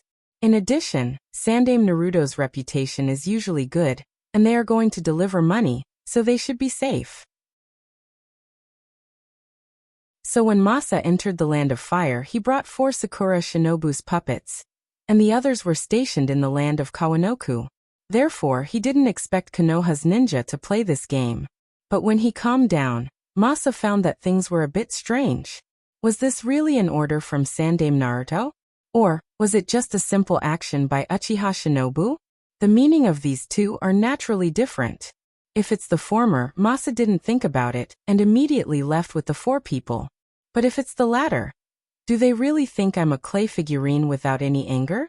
Masa couldn't make a decision for a while, but after thinking about it carefully, with Sandaime Naruto's tolerance, he wouldn't do such a sneaky and unscrupulous thing, and he wouldn't send Uchiha Shinobu, but directly sent his apprentices. It seems that it can only be the Uchiha's actions. Before, he was wondering why the other party brought so many ninjas. He thought it was to protect the safety of the young clan leader, but now it seems that it was not a temporary idea, but a long-time plan. No wonder they had to cross the border to attack, so if something went wrong, he wouldn't have to take any responsibility. Understanding this, Masa decisively ordered, "You 4 take Chiyo and Kazekage, Sama to meet with the troops, I'll stop them here. After we meet, let them come to support. I want to eat this group of woodleaf shinobu. This. Sama, we just signed the agreement. Will there be any problems? No. This is not an order from Sandaime Naruto, and I will lure them to the land of Kawanoku, as long as they are not in the land of fire. Go. Yes. Since their leader, Masha, had made such a decision, the subordinates had no choice but to follow his orders. What about the young clan leader? Seeing that several Sakura shinobu were ready to run, a group of Uchiha shinobu also surrounded Uchiha Fugaku. Although many powerful ninjas were brought this time, as the young clan leader, the command was naturally in his hands. It seems that Masa is ready to block us alone to buy time for his subordinates. In that case, Fugaku hesitated and continued. Everyone go and kill Masa. Before in the daimyo house, his childhood companion died tragically in the hands of Sakura shinobu, and the two Tomo were opened at that time. So Fugaku hated Sakura shinobu very much. If he let them go without killing a single person, he would be unwilling. What's more, among the ninjas who came this time, in addition to a quasi-kage level, there were 4 elite jonin, and the rest were only jonin and special jonin. If this configuration is well coordinated, it is easy to kill Masa, who is almost 60 years old. This is also a comfort for the dead people. Young clan leader, when we came, the clan leader said that we can only attack in the land of fire, and we are not allowed to cross the border to kill. One of the elite jonin said. But father also said that we should make decisions according to the situation here. Now there is only Masa alone. We have so many ninjas. Are you afraid? But if there is a problem, I will be responsible. At most, we will not pursue further. Yes. Since no one has any objections. Fugaku stood up and began to order. Everyone, after this, we will go back to the village.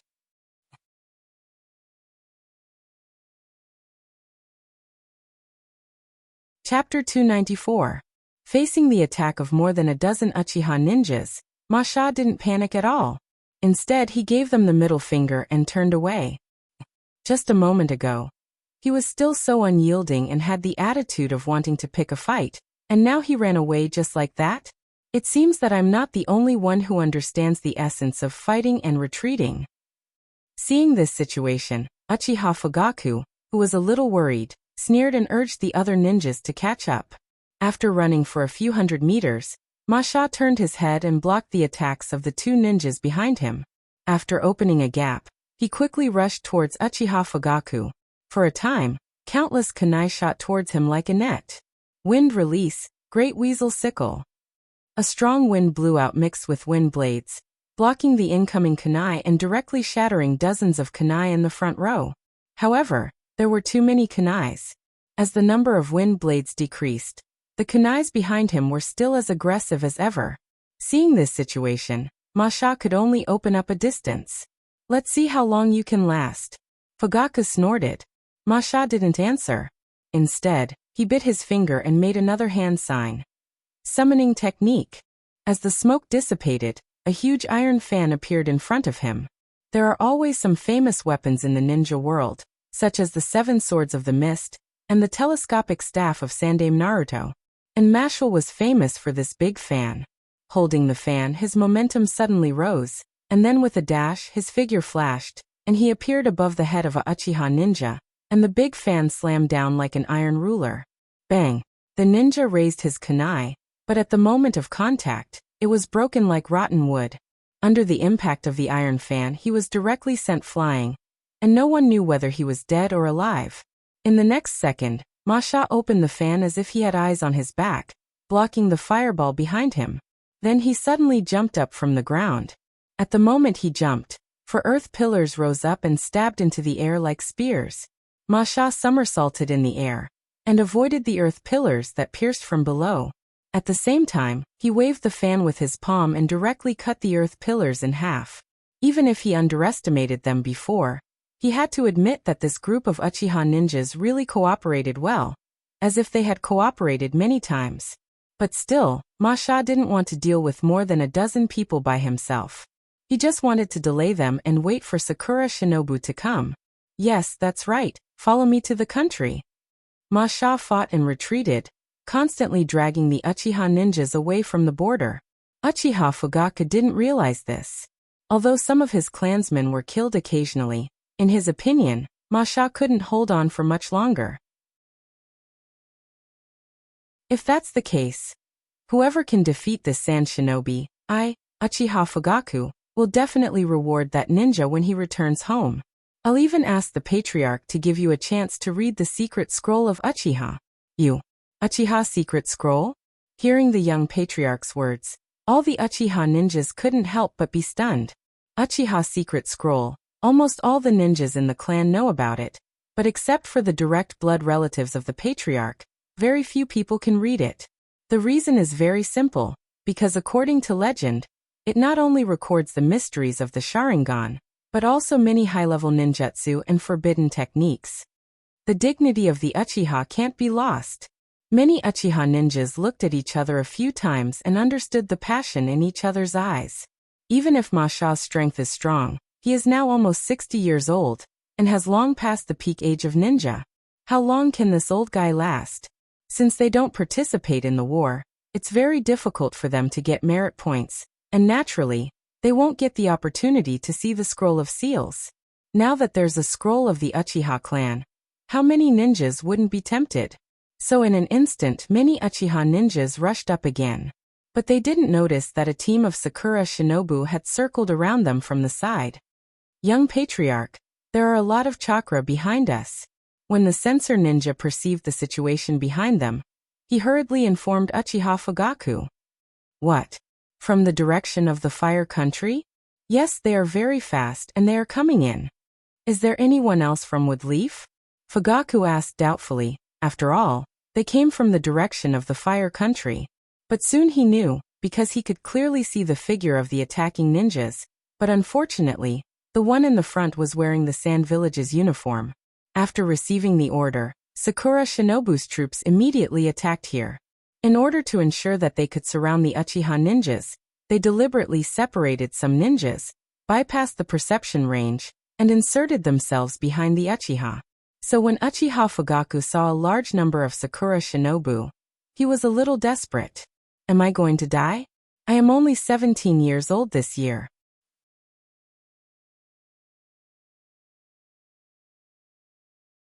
Chapter 295. As expected, the large number of Sakura Shinobu surrounded the Uchiha clan and wanted to eat them all in one go. The difference in strength between the two sides was too big. Even if the Uchiha clan were all jonins with strong individual strength, there would be times when the Chakra clan was not enough to deal with a sea of people. This was a confrontation without any suspense. Therefore, the most important thing was to break through the encirclement and return to the fire country. With the current situation of both sides, it was impossible for Masa to send troops to fight across the border. Otherwise, it would be a new war. He could not bear such a responsibility. But there was still the problem: all the escape routes were cut off, and this place was far away in the Kawa country. There would be no reinforcements in a short time. In this case, Uchiha Fugaku, who had no other choice, could only retreat with the remaining clansmen and look for a weak breakthrough point. But as the pursuing Sakura Shinobu gathered together, the encirclement slowly shrank. In the end, the original team of 20 people was reduced to 12 people. At this time, in a cave somewhere in the Kawa country. Can we still break out now? Fugaku looked at the clansmen around him and asked. Everyone was silent. Once the encirclement was formed, how could it be so easy to break out, especially when the combat power was not proportional? The struggle of a trapped beast was just the prelude to death. Seeing that no one spoke, Fugaku also blamed himself in his heart. If he had not been so stubborn, he would not have ended up like this, and his clansmen would not have fallen into such a desperate situation. He was unwilling. Why did things turn out like this? Uchiha Fugaku did not know, nor did he understand, but suddenly he thought of that boy. When he faced Akira Uchiha before, although he listened to his father's orders and was very respectful on the surface, he was actually very dissatisfied in his heart. How could he be convinced? Up until now, Fugaku was only 17 years old, and it was inevitable that he was young and impetuous. Especially after hearing the words neighbor's child, He would more or less have some rebellious thoughts. Even occasionally, Uchiha Fugaku would think that if he was in Akira Uchiha's shoes, he might not be worse than Akira Uchiha. He just didn't have the chance. After that, his experience in the famous mansion made him mature and steady a lot. However, this did not calm his heart that was unwilling to be ordinary. Instead, it made him even more eager to try. Fugaku had always believed that as long as he was given the opportunity, he would definitely be able to do something earth-shattering. This was also the reason why he took the initiative to accept this mission. If Akira Uchiha knew what Fugaku was thinking, he would definitely advise him to read more books, read more newspapers, eat less snacks, and sleep more. After all, this kind of symptom, in modern terms, was usually called chinibyu. It was a pity. While Fugaku was still pondering about life, Uchiha Guang, who was the strongest among them, stood up and said lightly, "Try your best to break out of the encirclement. No matter what, we must send the young patriarch out." The other ninjas either frowned or shook their heads, but none of them objected. What else could he do? Leaving Uchiha Fugaku behind? If that was the case, even if he didn't die this time, he wouldn't have a good ending when he returned to the clan. After recollecting himself, Fugaku sighed and his thoughts drifted. If Shun were here, what would he do? If it were him, he would definitely choose to sacrifice himself without hesitation, right? Thinking of this, he who was still a little confused, finally made up his mind. He then stood up and bowed to everyone. "Everyone, listen to me. This mission is because I, as the young patriarch, was too impulsive, which led to the current situation. In the previous battle, it was you who deliberately protected me that allowed me to live until now. But I can't watch you continue to die. Next, everyone break out of the encirclement. Don't pay attention to me. Young patriarch." Fugaku raised his hand and interrupted the words of dissuasion. "I have thought it through very clearly. You don't need to persuade me anymore." After that, he bowed to Uchiha Guang and said, "Uncle Guang, if I can return alive, naturally you don't need to say anything. If I die, please tell my father that this is my own decision. It has nothing to do with others, and don't blame them." Looking at the young patriarch who suddenly grew up, Uchiha Guang was silent for a moment before nodding seriously. "I understand." When the other ninjas saw this situation, they were silent, but in their hearts, they were more or less relieved. Although Sakura Shinobu has a large number of people, their strength is uneven. If these 12 people act separately, Sakura Shinobu's troops will inevitably be separated. Then the pressure of each Uchiha ninja will be reduced a lot. At least, they won't have to face as many as dozens of ninjas, right? As long as they want to escape, and if they are lucky and don't encounter a particularly difficult opponent, they will have a great chance to escape, at least more than now. But the result of this is that Uchiha Fugaku, the young patriarch, will undoubtedly die. This is also the reason why no one proposed this plan before. Everyone knows that Masha's goal has always been Fugaku. Although they don't know the reason, now that the young patriarch has taken the initiative to disperse and escape, there is no burden in their hearts. The eyes looking at Fugaku changed from the previous dissatisfaction to respect again. Fugaku didn't know what everyone was thinking, and even if he knew, he wouldn't care, because Sakura Shinobu's figure appeared again not far away. Everyone prepare to break out, disperse. After giving the order, Fugaku chose to attack the depths of the land of river, and the other ninjas also chose their own direction, and began to move. "Masha-sama, the enemy has dispersed." A perceptual ninja half knelt on the ground. "Oh, this choice really surprised me." Masha smiled and continued. "Every Uchiha ninja, split up a small team to chase after them. If the enemy is too strong, let them go. Pay attention to the border of the land of fire, don't chase anymore. As for the rest, come with me to capture the young patriarch of the Uchiha ninja alive." "Yes."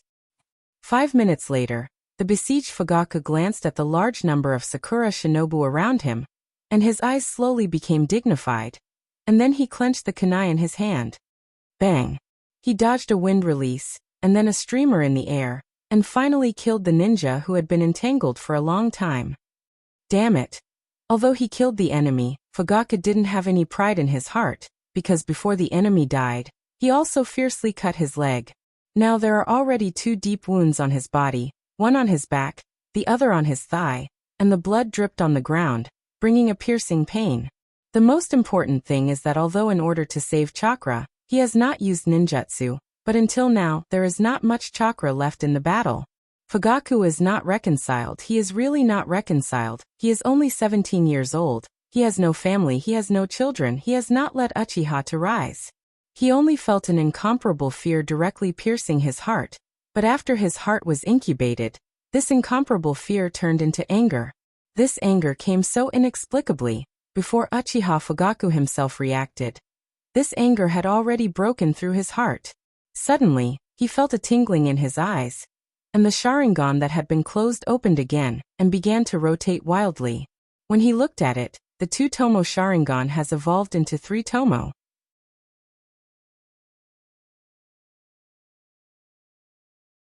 Chapter 296. Ahahahaha. I said I'm not destined to die. Fugaku waved his kunai like a madman. For a while, no one dared to rush forward. Masha, who was standing in the crowd, looked at Fugaku with interest. He has fought with the Uchiha clan many times, and he has seen a sudden evolution in battle, but every time he sees it, he feels very strange. It's a pity that the Sharingan can't be used by non-Uchiha clan ninjas. Otherwise, there will be more ninjas who want to use it than the Byakugan. This is also the reason why the Uchiha clan doesn't need the caged bird curse. Feeling the recovery of chakra and the surge of power in his eyes, Fugaku has never felt so good. Therefore, with his confidence skyrocketing again, he rushed out and once again fought with several Sakura Shinobu. It didn't take long for Sakura Shinobu to fall down one after another, and at the same time, more and more wounds appeared on his body. Oh, your speed has become faster, and your reaction is also better, worthy of the 3-tomo Sharingan. Masha showed a greedy look. But that's it. He won't dig out his eyes and replace them with Sharingan. That will not only not increase his strength, but also become a burden. At this time, Fugaku, who was fighting madly in the crowd, from the expansion of his confidence, fell to the bottom again. Because he found that he still can't escape. Not only that, a lot of wounds were torn in the battle, and at this time, he was already bloodstained, and he was a little shaky. Chakra, which has just recovered a little, is about to be exhausted. This is more embarrassing. Doesn't it mean that before he can take off, his leg will be broken again? Seeing Fugaku's speed slow down again, Masha ordered one of his subordinates faintly, "Finish him as soon as possible." Yes. As the voice fell, the Sakura Shinobu appeared behind Fugaku, and a long sword appeared in his hand. Bang! Fugaku held the kunai in his hand to block the sword, but the powerful slash made him directly retreat a few steps. And then the dense white sword light fell again.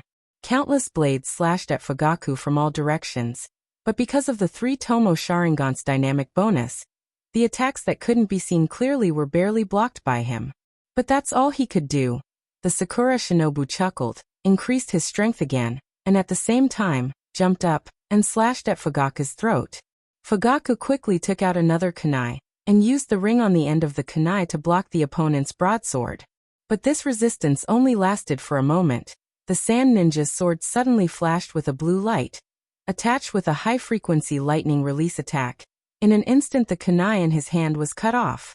But the violent thunder left two's Shinobu's S to escape to the end. To the violent left. The Sakura Shinobu sneered, and then kicked Fugaku's thigh.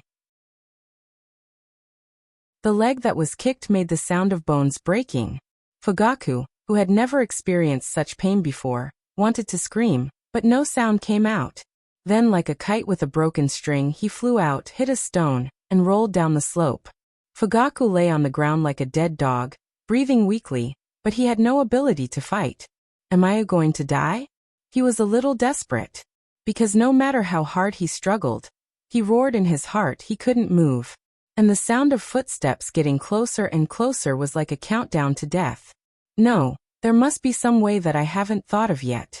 Fugaku hadn't given up yet. He had just awakened the 3-tomo Sharingan. If he gave up like this, he would lose everything. A voice kept coming in his mind, making him not give up the so-called hope of survival. What is it? The hazy will told him that as long as he can grasp a few words in his mind, he can survive this nightmare. But the pain in his legs always distracted Fugaku's memory. He seemed to see his father and clansmen in the village. I don't know if those clansmen can go back alive, but I'm going to die. Yes. Fugaku suddenly remembered the Uchiha secret scroll he mentioned before. At the last moment of life and death, he struggled, raised his hand, and made 3 hand seals with the remaining chakra. Mauhami.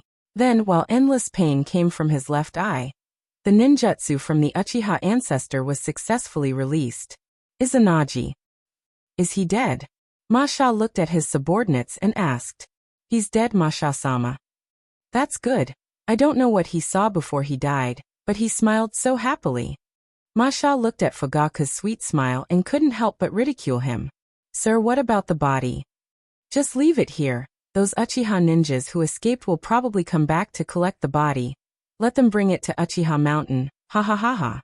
After that, Masha ordered the troops to return to the Land of Wind. With the departure of the troops, the Land of Wind became quiet again. The cold November wind blew the dead branches of the bushes, making a whistling sound. After a long time, Uchiha Fugaku, who was already cold, suddenly opened his eyes. But his left eye, the originally blood-red 3-tomo Sharingan, slowly withered and turned gray. Fugaku, lying on the ground, groaned in pain, and then turned into ecstasy. Ha ha ha ha, I'm still alive. Because of the laughter, the wound on his face was affected, and he grimaced in pain again. Isn't it said that Izanagi can turn all the harm suffered by the caster, including death, into a dream? Why didn't the wound heal? Fugaku, lying on the ground, couldn't help but burst out swearing. With his current situation, it is estimated that he will die here before his clansmen come to find him. Am I going to be the first Uchiha to use Izanagi and end up dead? Fugaku was a little scared. At this moment, a white spore suddenly swelled under the ground and attached to his right leg. Because his right leg was broken and he couldn't feel it, Fugaku didn't feel anything unusual. He didn't know how long he had been lying there, but he suddenly felt that his chakra had recovered a little, and his injury seemed to have lessened a lot. So he struggled to stand up, dragging his broken right leg. He slowly walked toward the Land of Fire.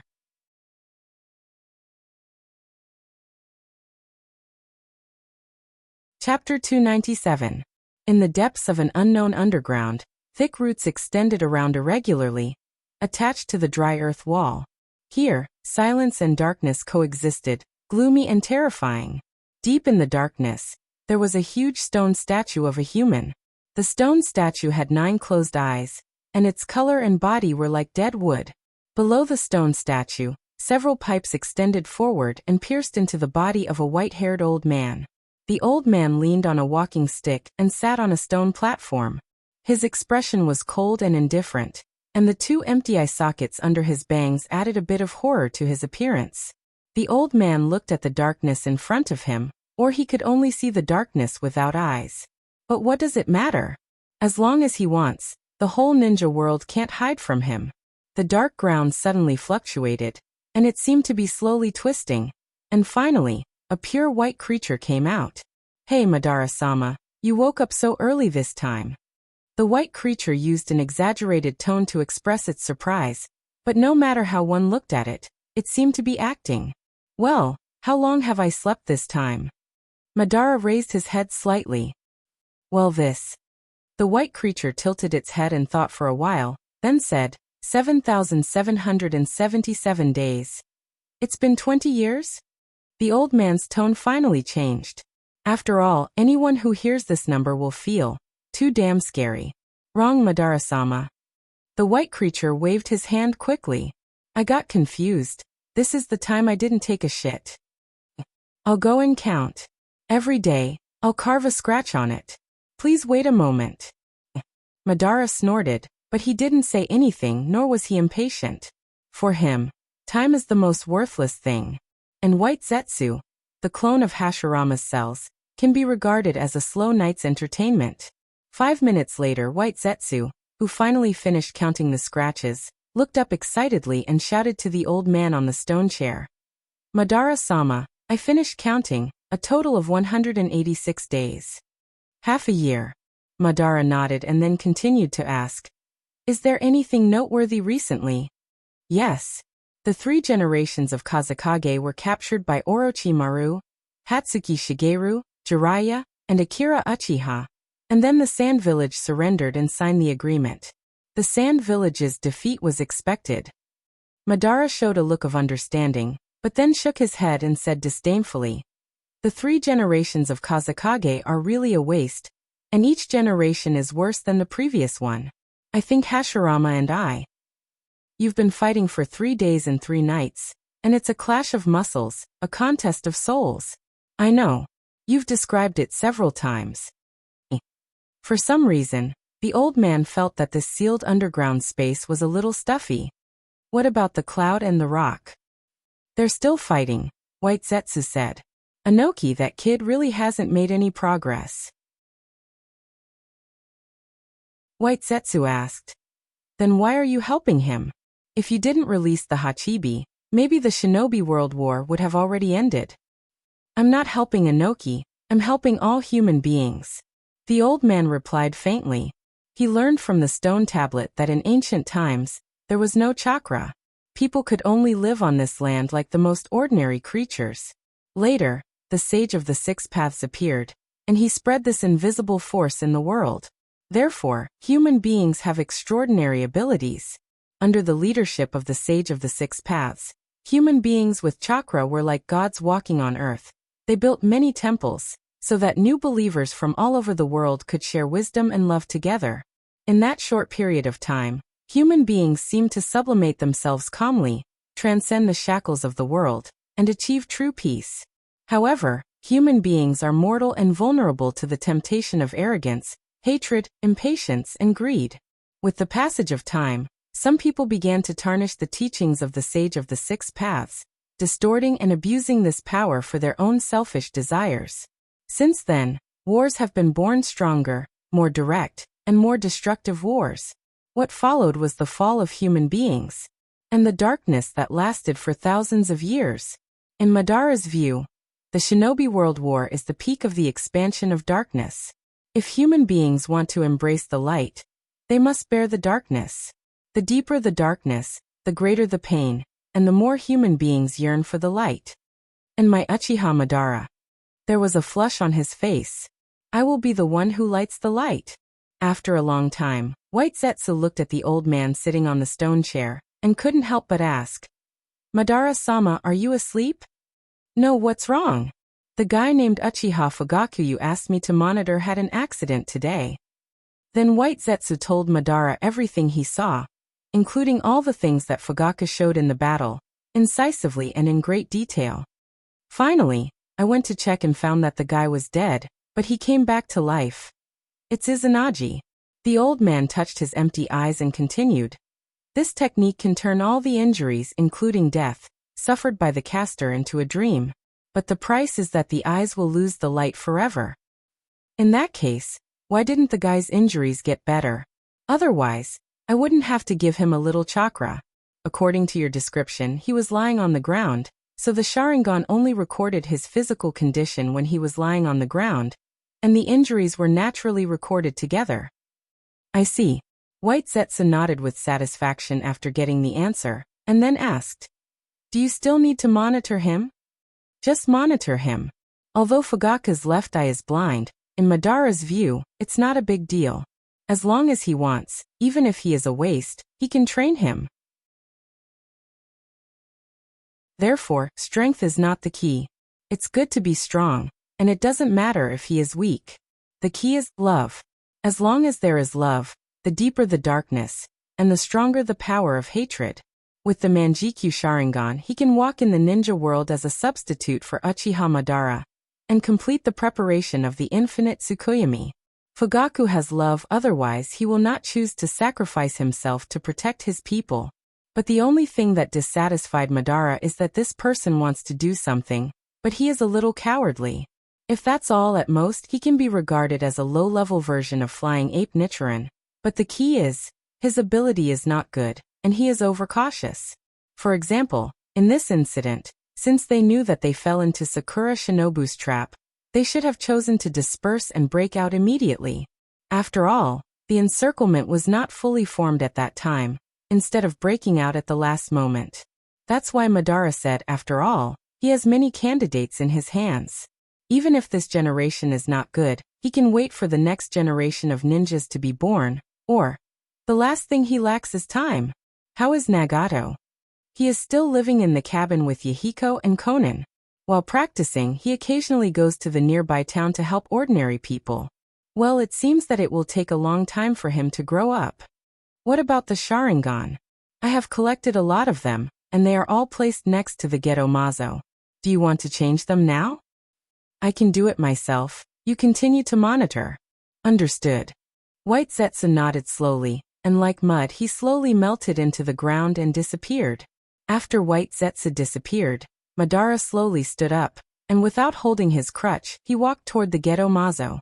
When he touched the body of the Geto Mazo, his hands trembled slightly, and his face showed an ecstatic expression. Soon, my successor will capture them all, and return them to your embrace. At that time, Madara opened his arms. I will be resurrected and come to this world again. I will transform and become the new sage of the six paths. I will prove that there is only one way to peace, and Hashirama will live forever in my infinite Tsukuyomi. The old man slowly looked up and stared at the darkness somewhere, and a smile slowly appeared on his withered face. I have been waiting for so many years.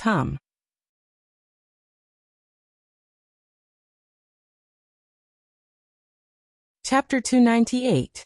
As November entered the middle of the month, Woodleaf began to enter a high-speed recovery period. At this time, the village's heritage was reflected.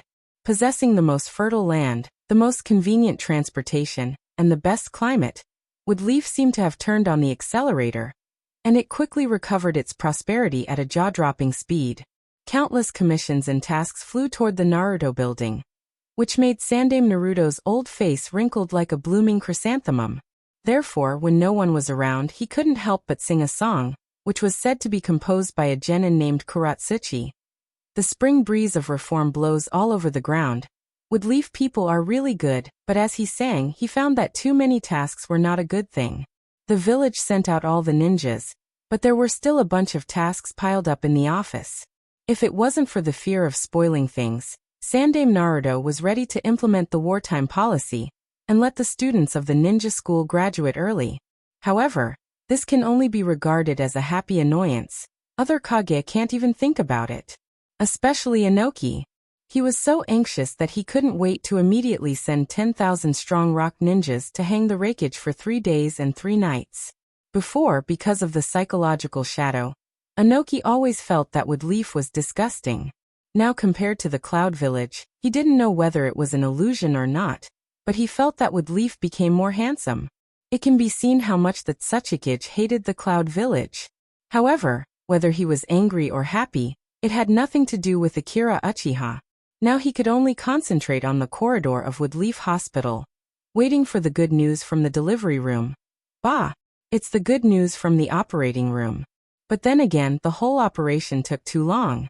Even if she gave birth, it should be done by now, right? Akira Uchiha waited from 9 o'clock in the morning.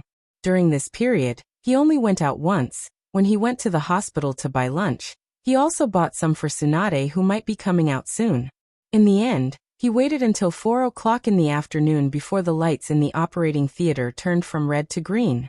Akira Uchiha walked briskly to the door of the operating theater and saw Tsunade pushing the door open and walking out. Her expression was incomparably heavy, and then she shook her head sorrowfully and said, "Sorry, we've already. Ahem, I went to the wrong set." That should be the case. Tsunade walked out expressionlessly, stretched and said, "The operation was a success." "Thank you, Teacher Tsunade.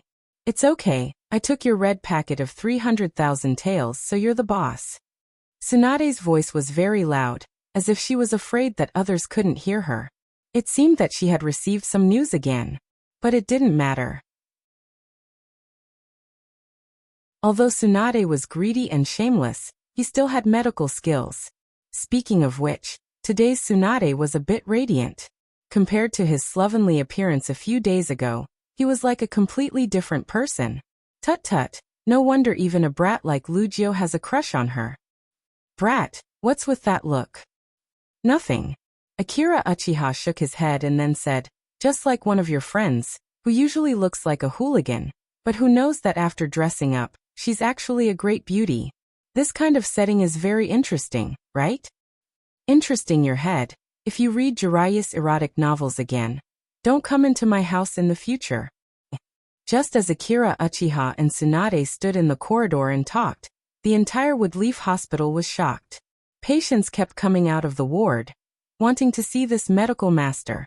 Basically, every few minutes, a ninja would come to greet him. Most of the patients in Woodleaf Hospital had been to the battlefield, and few of them had not been treated by Tsunade. As for Akira Uchiha, his presence was infinitely reduced. Damn, don't you want to save face? After a while Tsunade, who was a little impatient, said to Akira Uchiha after greeting a ninja, "Okay, I'm going back to rest. I have to operate on Patriarch Hyuga tomorrow." "Well, thank you for your hard work." Akira Uchiha expressed his gratitude again. Hyuga Sky finally decided to do the operation. As for where the Byakugan came from, Akira Uchiha didn't know. "It's a little hard. It seems that it's time to find an apprentice to take over my job," Tsunade murmured. Akira Uchiha's eyes lit up. Speaking of apprentices, before he finished speaking, he was interrupted by Tsunade. "Don't recommend, I know who you want to talk about. I just mentioned it casually. Chunin left the village after the exam, and I didn't have time to take care of her." Tsunade waved his hand and took 2 steps forward, then tilted his head and said, "By the way, you're already the 3rd person to recommend her. You guys did it on purpose, right?" After that, Tsunade snorted proudly, then put his hands in his pockets and strode toward the office. Akira Uchiha's face was full of question marks. "How did you know I was going to recommend an apprentice? What if I was talking about an apprentice, and then thought of Journey to the West, early next year, Sino-American cooperation, both literary and artistic? Then wouldn't you be embarrassed?" That's why Tsunade was really rude. Akira Uchiha muttered in his heart for a long time, then sighed. Well, he was indeed going to recommend an apprentice, and he already had a candidate. It was Nanoyu. After all, this child was called the Walking Witch in the manga, and she also served as the medical minister. Naturally, her talent was great. At least when she grew up, she could fill the void left by Tsunade's departure. But listening to Tsunade's words, it seemed that someone had recommended her, and there were 2 people. Who could it be? There were not many people who knew about Nanoyu, and even fewer people who knew that Nanoyu had a good relationship with Tsunade. Shina Kushina was naturally one of them. She had been with Nanoyu every day for the past 2 years, and they were so close that they almost slept in the same bed. Akira Uchiha also casually mentioned this to her, and if Shina Kushina cared, she should take the initiative to tell Tsunade. Then who was the other person? With such doubts, Akira Uchiha walked into the ward. Because her right hand had been operated on, the anesthetic had not yet worn off. So Mikoto had not yet woken up. According to the medical ninja, it would take about 4 hours for her to fully regain consciousness. Before Tsunade left, he had asked the nurse to prepare the medicinal materials to boil the medicine. When Mikoto woke up, the follow-up treatment would be further followed. A few hours passed in the blink of an eye. During this time, the nurse came twice. The first time was to check on Mikoto, who still hadn't woken up, and the second time was to bring over the medicine she had prepared. It was not until nearly 8 o'clock in the evening that Mikoto woke up from the coma. "You're awake." Akira Uchiha stood up from the chair, lifted the hospital bed, and picked up a small bowl on the bedside table. "Tsunade, Sensei has already said that you should drink this bowl of medicine as soon as you wake up." Mikoto's right hand was now bandaged, and she was basically in a state where she could not move. She could only let Akira Uchiha feed her spoon by spoon. "Well, your operation was very successful. You can be discharged in 2 days, don't worry. There are also Shina Kushina, Rope Tree, and the others. I drove them away several times. They will come to see you again tomorrow." Hearing Akira Uchiha's words, Mikoto glanced at him, then gently nodded. "Drink this first. I asked the nurse to prepare a nutritious meal for the night, Eat it and then go to sleep. I will be here with you tonight. Okay, half asleep, Mikoto softly responded.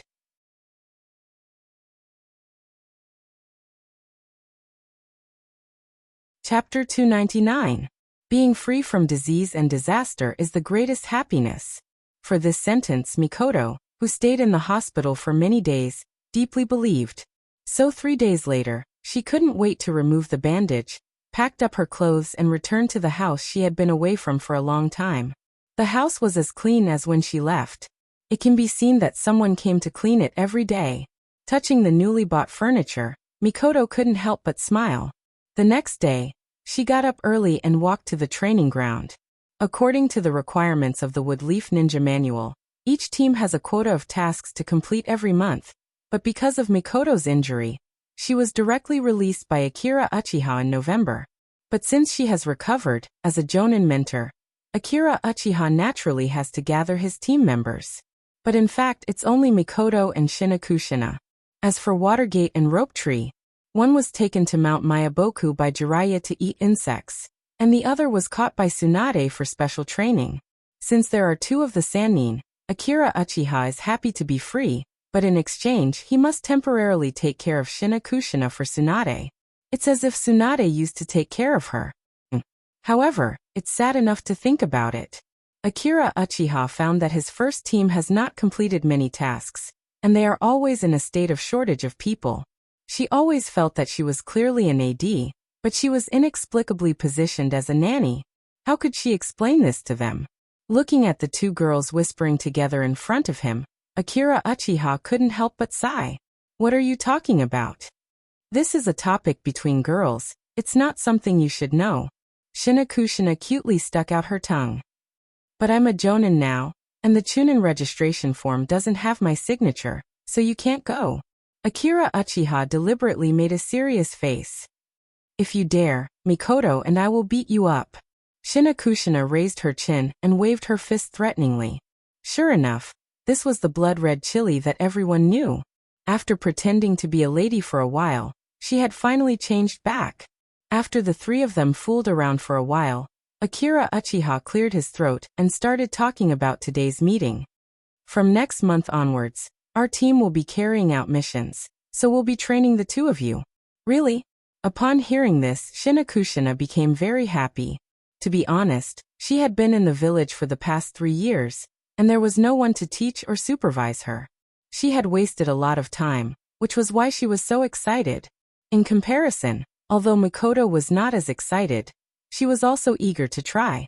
After all, she had been lying in bed for so long. Somewhere in Woodleaf Village. Lightning release, earth walk. Mikoto released lightning from her hands and spread it on the ground, then hit a wooden stake. In an instant, the wooden stake was torn apart. How's your right hand? Standing in the corner of the training ground, Akira Uchiha asked. Very good. Mikoto nodded excitedly. There's no chakra stagnant feeling, and my hand doesn't hurt anymore. That's for sure. Tsunade, sensei's medical ethics may not be good, but his medical skills are excellent. However, you have to pay special attention in the following training. Chidori can't be used more than 4 times a day. Well, I know. Akira Uchiha pondered for a moment and continued. Actually, if your chakra allows, it's not impossible to practice more. Mikoto tilted her head and motioned him to continue. Akira Uchiha walked to the center of the training ground and stretched out his hands.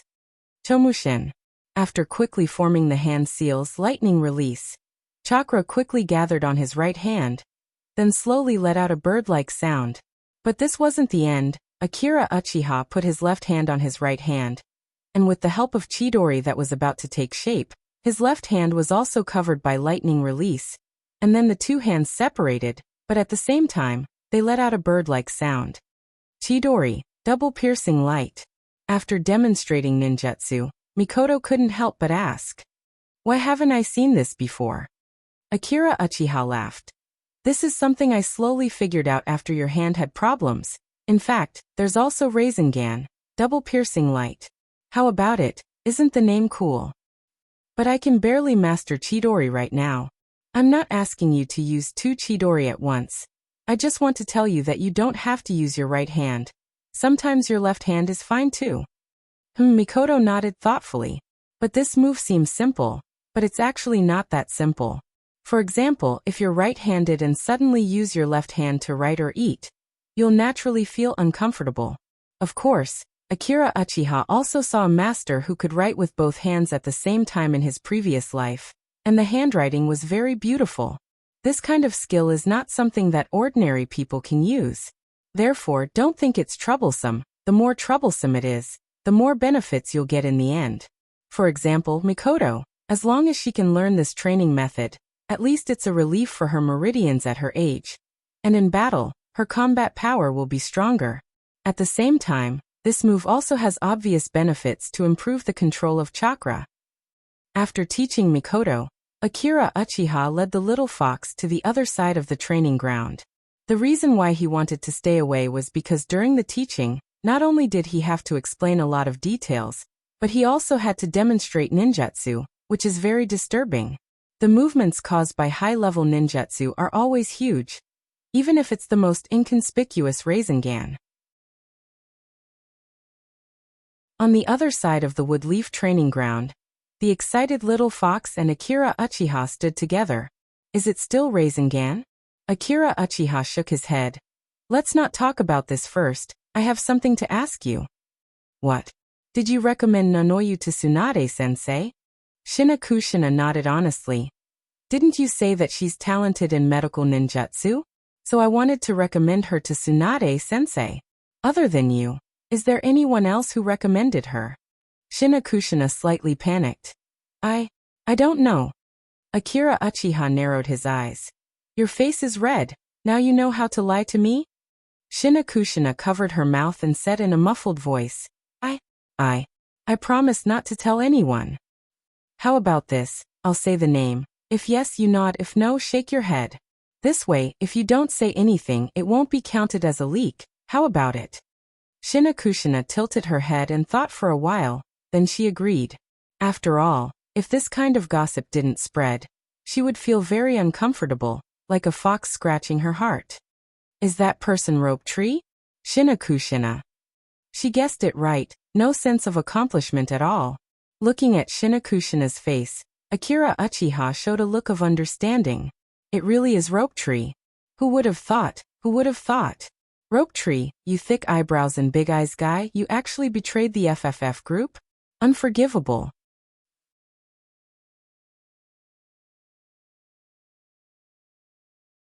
Chapter 300. Unrequited love was definitely a beautiful word, but all of this was based on a certain limit. If this limit was exceeded, unrequited love would become a sad and self-deprecating word. Bootlicker. In the manga, Jiraiya was undoubtedly the best in this aspect.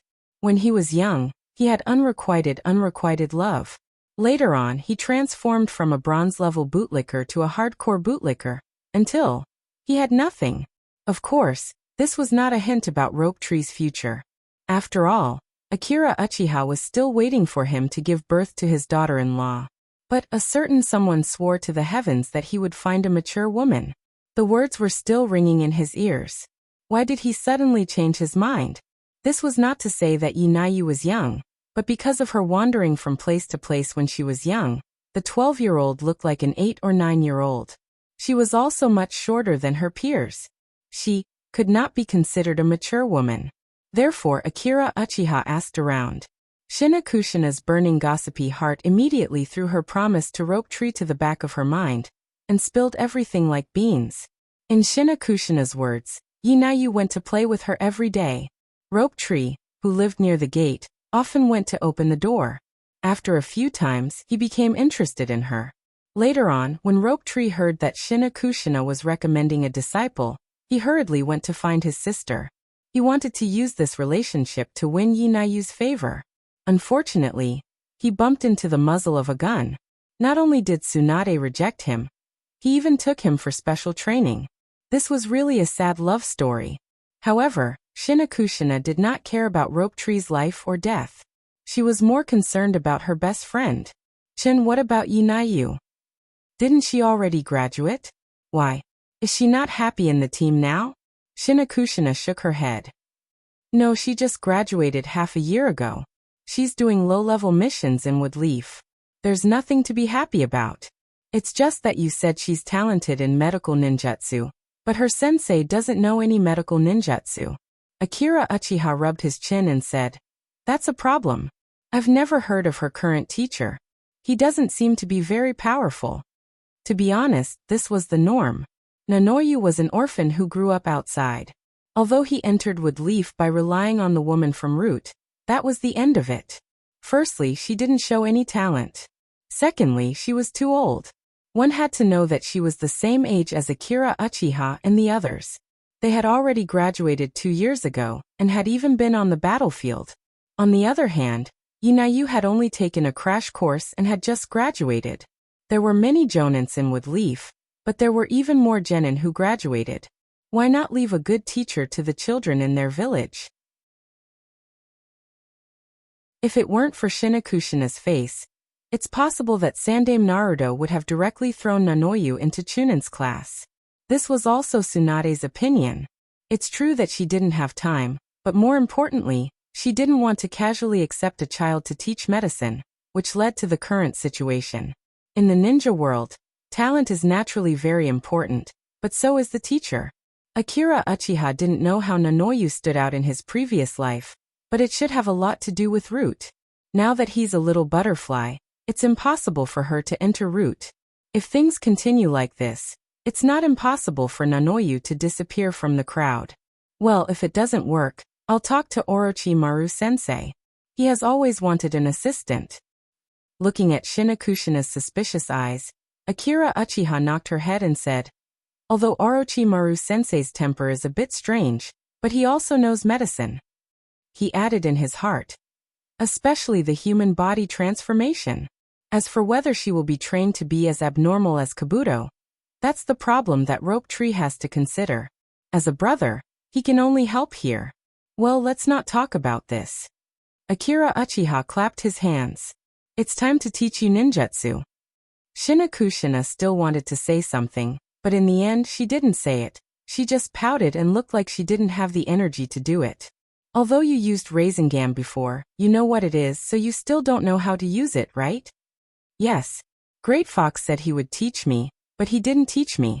Hearing Shinakushina put the blame on himself, Kyubi, who was trimming her nails, couldn't help but get angry. "I have lived for thousands of years. I still have this bit of credibility. I want to teach you, but you didn't delay it. Now you blame me, you uncle." Shinakushina knew that she was in the wrong, so she curled her lips and pretended not to hear it. Akira Uchiha didn't notice Shinakushina's abnormality, but pondered for a moment and said, "Rasengan has a high requirement for the control of chakra. It's not suitable for you. I'll teach you a new ninjutsu." "Is that so? What are you going to teach?" "Don't worry, it's also a very powerful ninjutsu." Akira Uchiha habitually reached out his hand and touched the little fox's head, then began to make hand seals. Wind Release Air Bomb. This ninjutsu was a general ninjutsu. To put it bluntly, it was an enhanced version of Wind Release Air Bomb. However, after Akira Uchiha improved it, not only did he reduce the number of hand seals, but he also added chakra's form and nature changes. The difficulty of learning it completely reached a class. However, he naturally wouldn't give the improved version to the little fox, not because he was stingy, but because Shinakushina wasn't at that level. If he had to give the whole ninjutsu to her, it would be better to let her learn Rasengan. The difficulty would be much lower. Under Akira Uchiha's control, a huge chakra wind ball appeared in his hand. The wind ball quickly expanded to the diameter of a normal adult's height. It looked like Otama Rasengan. After throwing the spinning wind ball into the sand pit, Akira Uchiha pulled Shinakushina back again. The air bomb's power is higher. If you don't want to be splashed with sand, it's better to stay away. After he finished speaking, a huge sound and vibration came in an instant. Under the violent explosion of the A-class wind release air bomb, the sky looked like it was raining sand. Even though Akira Uchiha and Shinakushina were standing so far away, they couldn't avoid it. Fortunately, he was quick-witted and used his wind escape technique to separate all of them the moment the sand and stones fell. Shinakushina didn't say anything. In fact, This was the first time she saw Akira Uchiha use wind release of this level. Although she knew that the young man's illusion and lightning release were very powerful. It was very powerful, but no matter how hard he tried, he would never have thought that the wind escape technique would not lose to the lightning escape technique.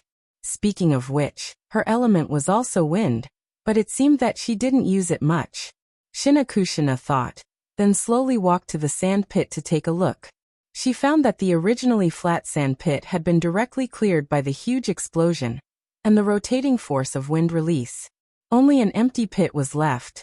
Chun, this power, how is it compared to Rasengan? Little Fox asked curiously. Well, Rasengan is better than Rasengan in terms of seal and single-point destruction, but in terms of large-scale destruction, the improved air bomb's power is already higher than Rasengan. If it's the third stage of air bomb, its power will be close to S-class. Yes, I want to learn it. Shinakushina nodded without hesitation. The reason why he taught Shinakushina the A-class wind release ninjutsu air bomb instead of Rasengan was not only because Rasengan's control of chakra was high. As an Uzumaki, Shinakushina had a huge amount of chakra, and with the Kyuubi power bank in her body, Akira Uchiha felt that it would be a waste of talent if he didn't learn a few powerful and high-energy ninjutsu. Although he could learn from Prince Taiko, 2 moves can eat everything. If it's not meatballs, it's clones. Naruto's real rise was after he learned Sage Mode, and then Kyuubi Mode.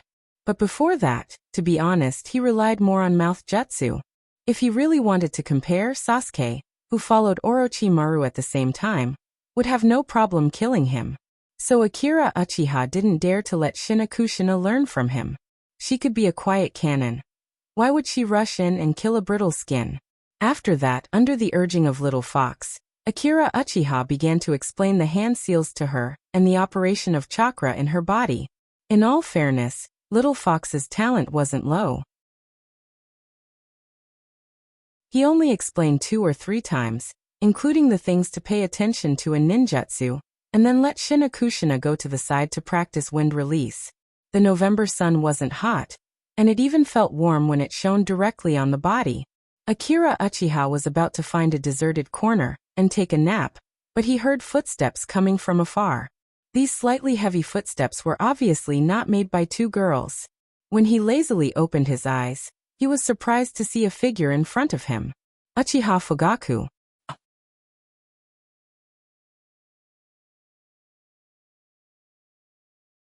Chapter 301.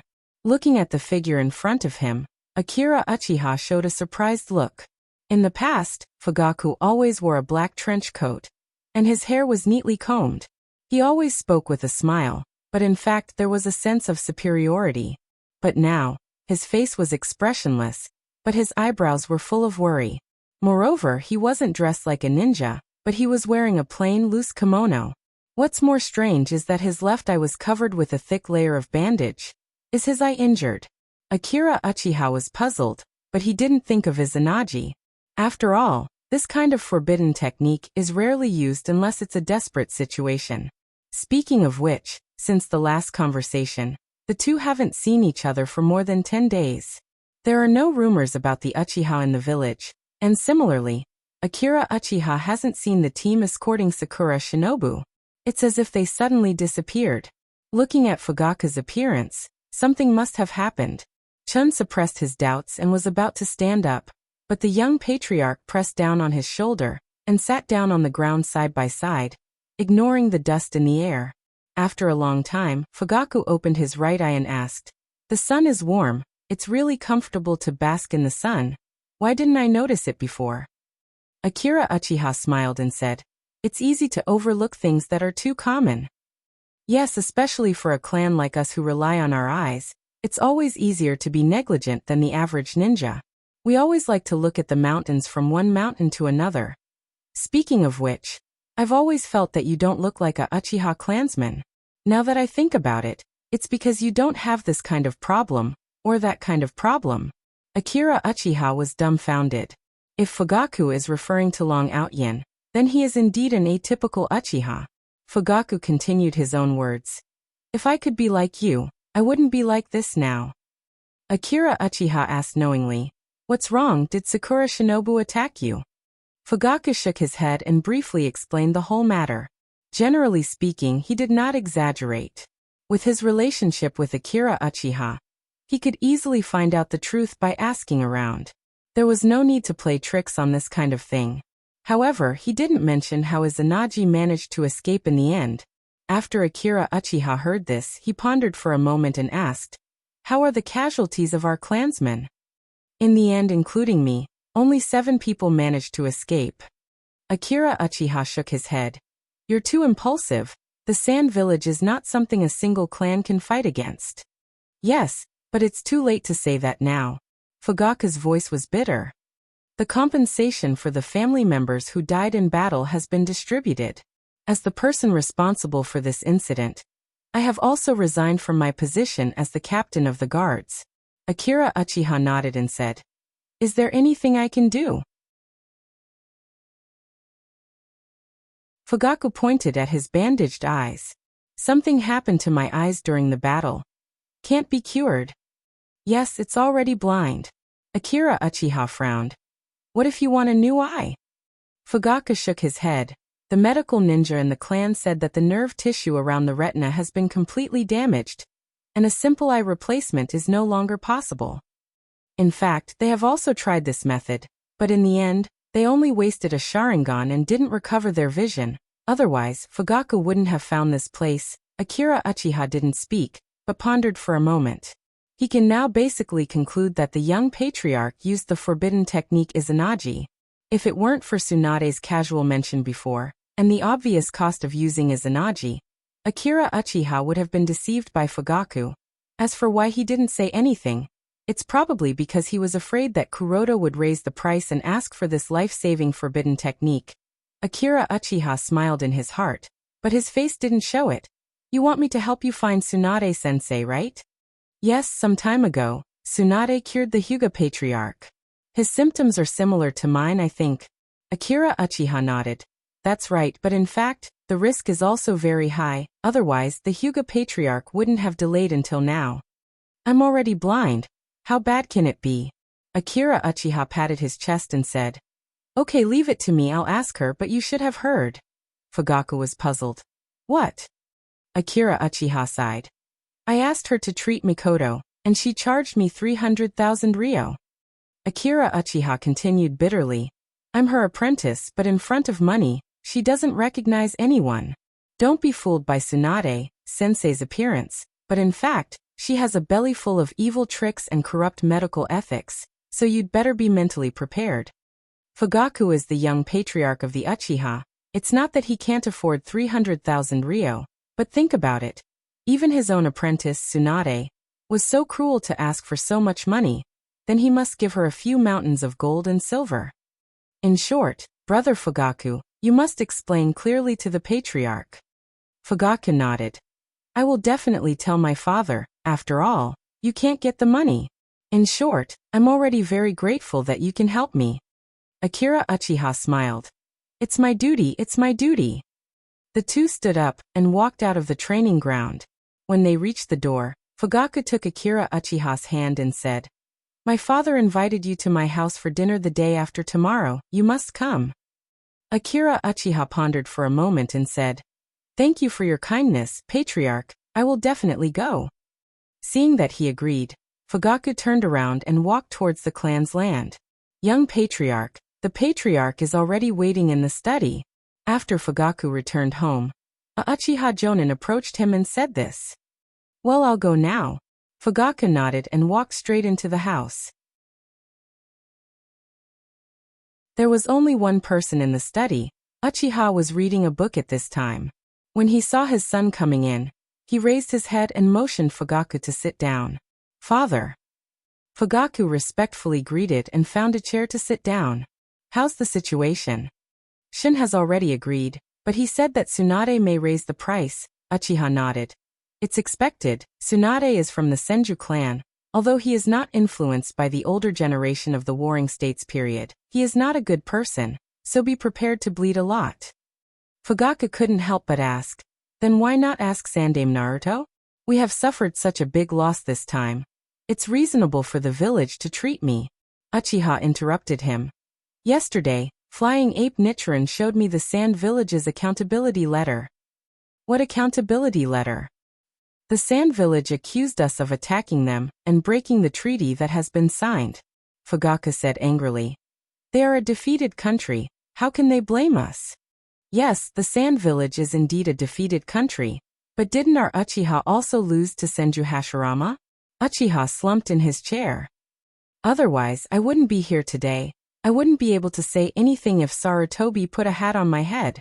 In this case, if we still want him to persuade Tsunade, we will only be blackmailed. Fugaku hesitated for a moment. What if we spread the word that the Sand Village attacked us? The Sand Village was just defeated by Woodleaf, and then we turned around and sent a wave of attacks. What do you want the other ninjas to think? They will only think that the Uchiha clan is a disgrace. Uchiha stood up and walked to the window. Standing with his hands behind his back, he continued.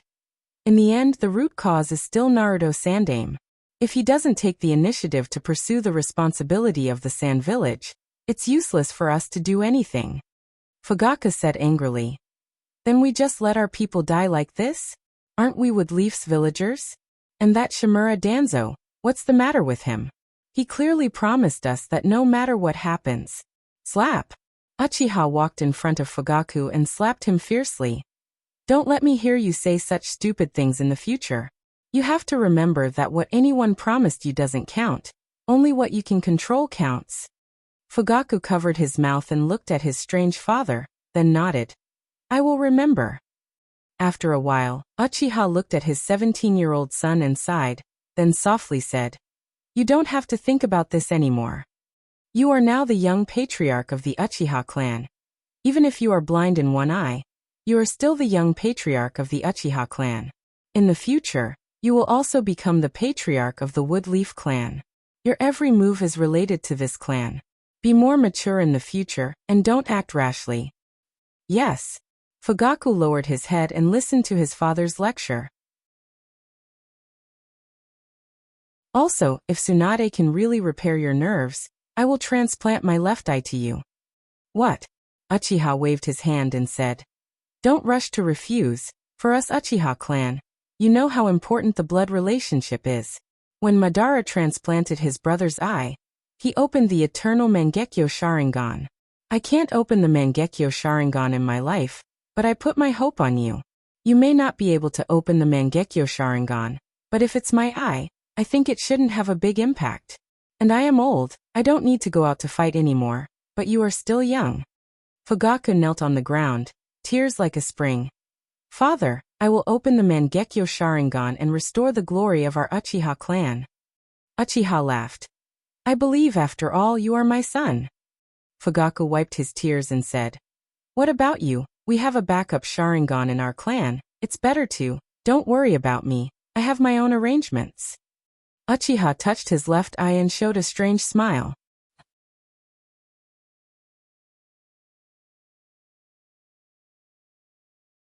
Chapter 302. Akira Uchiha didn't know about what happened at the Patriarch's house, and he didn't have time to care about it either. After training in the evening, he found out about something very bad. Shinakushina wanted to take the Chunin exam, but Naruto didn't agree to it. Sister, do you think you're an ordinary person? It's not an exaggeration to say that if he had to choose between the Kyuubi's Jinchuriki and Asuma, the third Hokage wouldn't even blink his eyes and would directly shoot his younger son on the wall. So, don't you know if you can make your own decisions? Also, didn't you tell me that Naruto already agreed? Akira Uchiha's right hand turned into a knife and knocked the little fox on the head. Shinakushina covered her head in pain and quickly hid behind Mikoto. After a while she poked her head out and said, Big Fox told me to do it. Kyuubi, who was watching from the cage, almost spat out blood, making me the scapegoat again.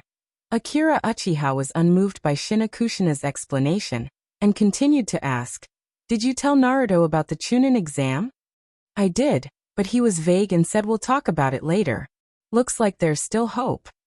Shinakushina excitedly poked half of her body out of the cage. Really? Seeing the knife coming at her again, she quickly retracted her body. Akira Uchiha shook his head helplessly. Let's not talk about this first. Did you lie to me about anything else? No. There are only 0 and infinite times when you lie. Next time. Even Mikoto won't be able to save you. Shinakushina poked half of her head out and made a face. Next time, I won't let you find out. Akira Uchiha. After some more hustle and bustle, the night slowly darkened. At Shinakushina's suggestion, the three of them went to Woodleaf's new barbecue restaurant and had a big meal. After sending Shinakushina and Mikoto home, Akira Uchiha walked along the long street. He didn't return to his home. Instead, he turned around and walked toward the Naruto office building. It was already 8 o'clock in the evening, and Naruto should be done with his chores by now. After being informed by the ninja guarding the door, Akira Uchiha quickly entered the room on the 3rd floor. This was not his first time here. As usual, the office was filled with piles of documents. Being a Hokage was really a hard job. He looked at the scene in front of him and sighed. But that was it. Seeing the boy coming in, the 3rd Hokage sitting behind his desk closed the documents in front of him, picked up his pipe and took a big puff. A large white smoke drifted towards the window in a circle. "Chun, you're here. Take a seat." Naruto smiled and greeted him. "Yes, Uncle Naruto." Akira Uchiha nodded and walked to the chair and sat down. Naruto was satisfied with the way the teenager addressed him. At least it showed that the two of them didn't become estranged because of the passage of time. This was good. Compared to the cold relationship between superior and subordinate, the flying ape Nichiren preferred to bind people with emotions. "Chun, what have you been busy with recently?" "Nothing. The first class was separated. Recently, I've been training Mikoto and Shinakushina." "Yes, I've heard about it." Naruto nodded. "That's right. Jiraiya and Tsunade don't do their jobs. If they're not going to the casino, they're addicted to collecting materials. I've told them many times, but they don't listen. And Orochimaru, he's the teacher in charge of the first class. But he doesn't care about anything and throws everything to you. None of them make me feel at ease." Naruto chatted for a while. Then he changed the topic. "By the way, Chun, why do you have time to look for an old man like me?" Akira Uchiha immediately mentioned Shinakushina. Naruto pondered for a moment. "She mentioned it to me, but I didn't agree. Chun, you have to know one thing. Since the kidnapping, the information that Shinakushina is Kyuubi Manchuriki has been placed on the table of every village Kage. If we let her take the Chunin exam like this, how can we guarantee her safety? Uncle Naruto, the Chunin exam will be held in our village. Can we restrain Shinakushina for the rest of her life? Besides, I've seen the 4-tailed Manchuriki and the 1-tailed Manchuriki on the battlefield. Once they appear, they will have a huge impact on the entire war. Such combat power." Naruto frowned. "You still plan to let Shinakushina go to the battlefield? I thought, given your relationship with her, you wouldn't let her take the risk." Akira Uchiha shook his head. "On the contrary, it is because of our relationship that Shinakushina has to go through all this. Be it me or you, no matter how strong we are, we will never be the last line of defense to protect Shinakushina. The last line of defense can only be her own." Naruto nodded. "You are right, but Woodleaf Village is very safe, isn't it?" Akira Uchiha sighed. "If the village is so safe, she wouldn't have been taken away by Kimo Shinobi. Even if she hides in the village, we can't do anything if trouble comes knocking on our door. In this case, she can only rely on herself. Shinakushina's combat experience is too weak. She is like a child with great strength. So, whether it is for the sake of the village or for Shinakushina herself, she should be released, not trapped in the village like a prisoner. I think this is what Grandma Mito wants to see." Naruto was silent for a long time, and then he sighed. "Speaking of which, Lord Mito, as the first Manchuriki, has been trapped in a small courtyard for 20 years. Of course, the first Naruto-sama passed away, but it is also because we are too incompetent. If the first Sama was still here, let alone the land of fire, where can we not go?" Naruto took a deep breath from his pipe, and then motioned Akira Uchiha to come over. The old man and the young man stood in front of the window, looking at the scenery outside. The distance was brightly lit, and it looked bustling. The distance was filled with smoke, and it sounded very quiet. Naruto showed a look of reminiscence. At that time, I was only a few years older than you are now. The first Naruto, Sama went through the war and was seriously injured, so he handed over the village to my sensei. Later, despite everyone's opposition, he took Lord Mito to the land of whirlpools, and then to the land of thousand hands, and other countries in the shinobi world. Now that I think about it, the first Sama should have known that Lord Mito would be trapped after his death, so he made compensation in advance. In fact, I am really ashamed of Lord Mito. Before she died, I promised her that I would let Shinakushina live like an ordinary ninja, but I didn't do it. Naruto was silent for a moment and continued. You are right, let Chunin take the exam this time. As for going out to do missions and so on, we can take it slowly in the future. Although I am Naruto, the village is not under my control, especially when it comes to Kyuubi Manchuriki. It is inevitable that those old antiques will oppose, so things have to be done step by step, right? Akira Uchiha nodded. This time Naruto agreed. He was already satisfied, and he didn't expect more. As for the future, he has the final say in the village. By the way, Chun, do you have anything else to say? It seemed like a casual question, but Akira Uchiha felt that Naruto was implying something, and then thinking about the incident during the day, he quickly said, Today the young patriarch came to me and asked me to help him ask Tsunade, sensei if his eyes can be cured. Naruto nodded. The Umbu reported this matter during the day. What could it be for? Naturally, it was for his eyes. With a little analysis, he knew the ins and outs of the matter, but Naruto still asked, so he was satisfied with Akira Uchiha's performance. Mount Uchiha came to me about this matter, but Naruto walked to a shelf, took a scroll from it, and handed it to Akira Uchiha. This is Sakura Shinobu's statement of responsibility. Take a look. Akira Uchiha nodded, took the scroll, and opened it. The content of the statement of responsibility was very simple. It was to blame Woodleaf's escorts for attacking them, causing them a lot of losses and so on. After a while, Naruto said in a deep voice, I have investigated the contents, except for Sakura Shinobu's heavy losses. Everything else is basically true, which means that Uchiha Fugaku attacked first. I am Naruto. Even if Woodleaf is in the wrong, I have to protect my villagers. Your Uchiha clan is one of the two largest clans in the village, and your father is my close friend, so I have to protect your clan. But it's still the same sentence. Although I am the Hokage, the village is not under my control. I wanted to cover up this matter, but Woodleaf's elder group and Danzo's elder group refused to let it go. Naruto sighed. Let's not talk about the village's problems, but there is also order between the big countries. You were also there at the time. We worked hard to sign the agreement. How can I suddenly break the agreement and hold Sand Village responsible? Isn't that deliberately provoking a dispute?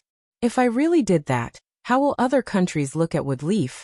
How will the ninjas in the village who want peace look at me, Sandame Naruto? So, I can only forcibly suppress all the contradictions. It's all for the sake of the village. Chun, can you understand me? Akira Uchiha was stunned when he heard this.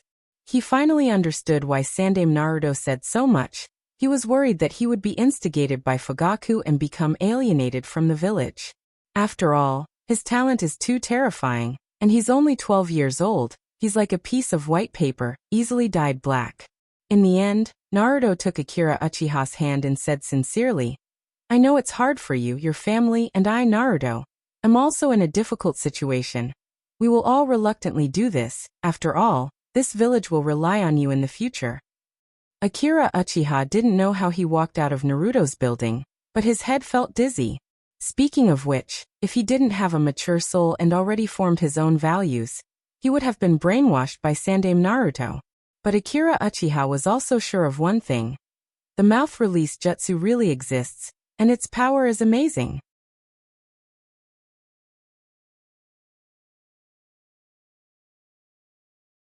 Chapter 303.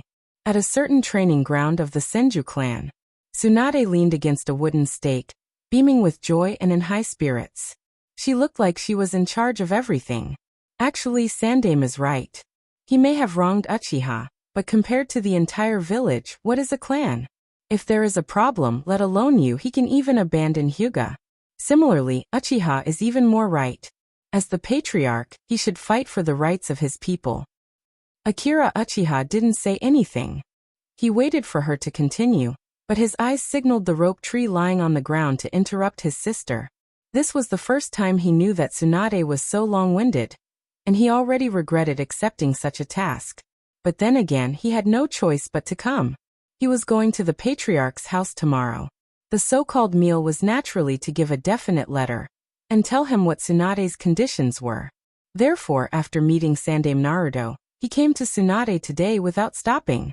It's just that she had been talking for more than an hour, and she still had no intention of stopping. Perhaps she was very satisfied with Akira Uchiha's attitude.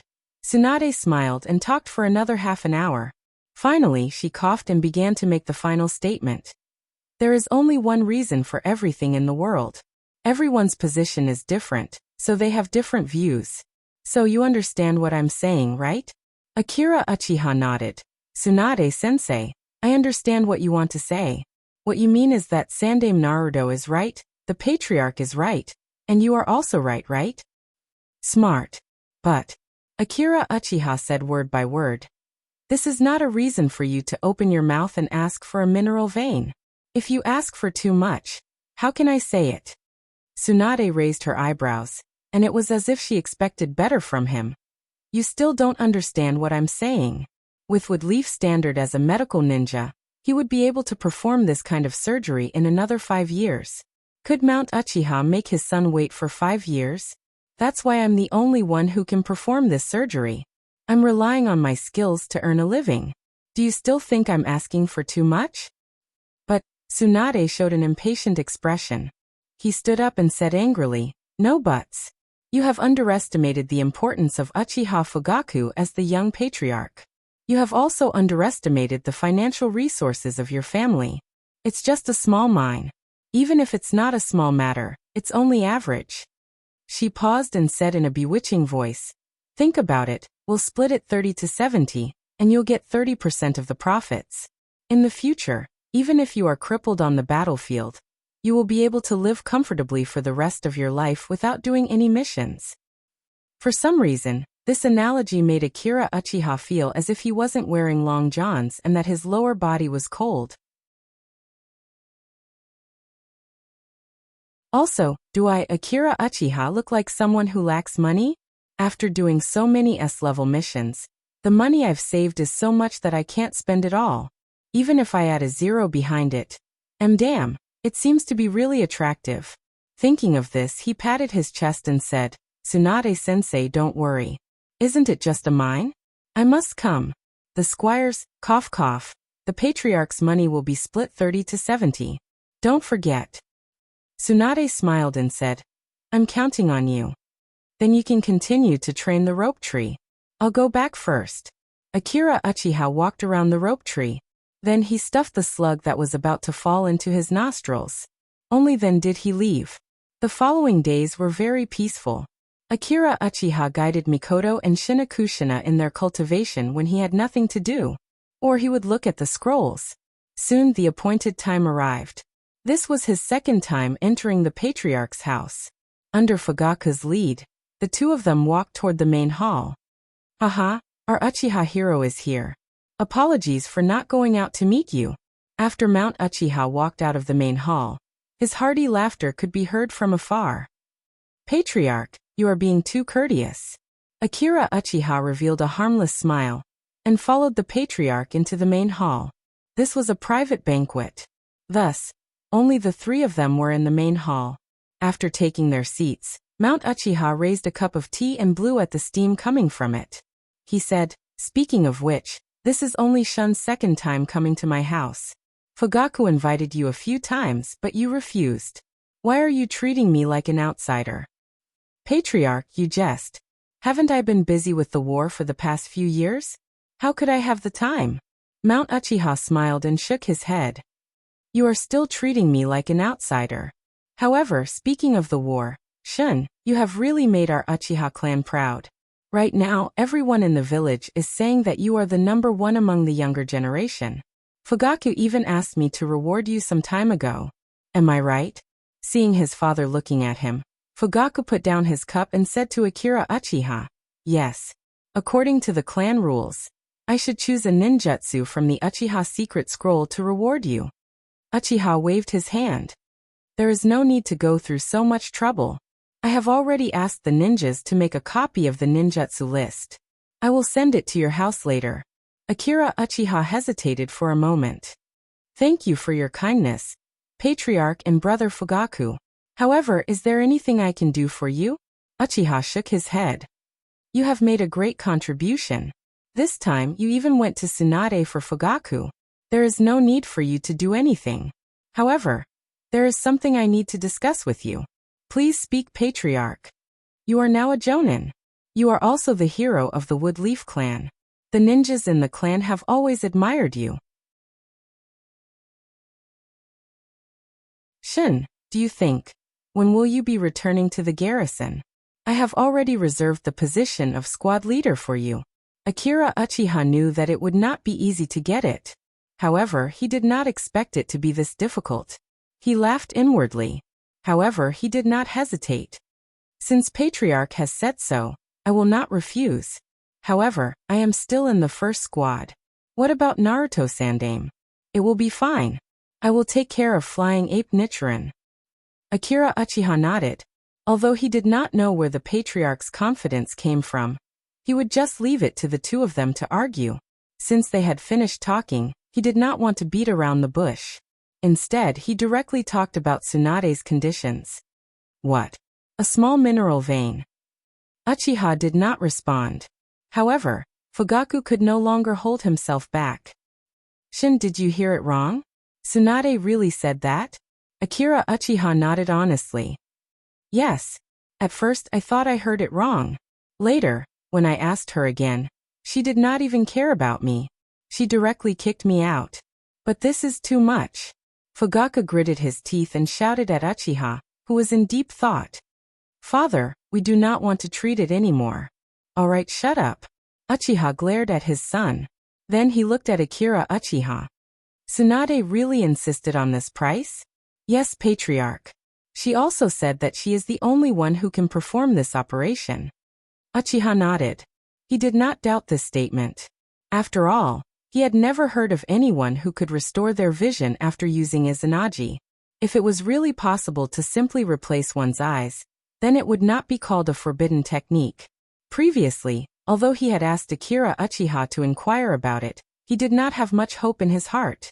However, now that Tsunade had spoken, it was obvious that she was not speaking without thinking.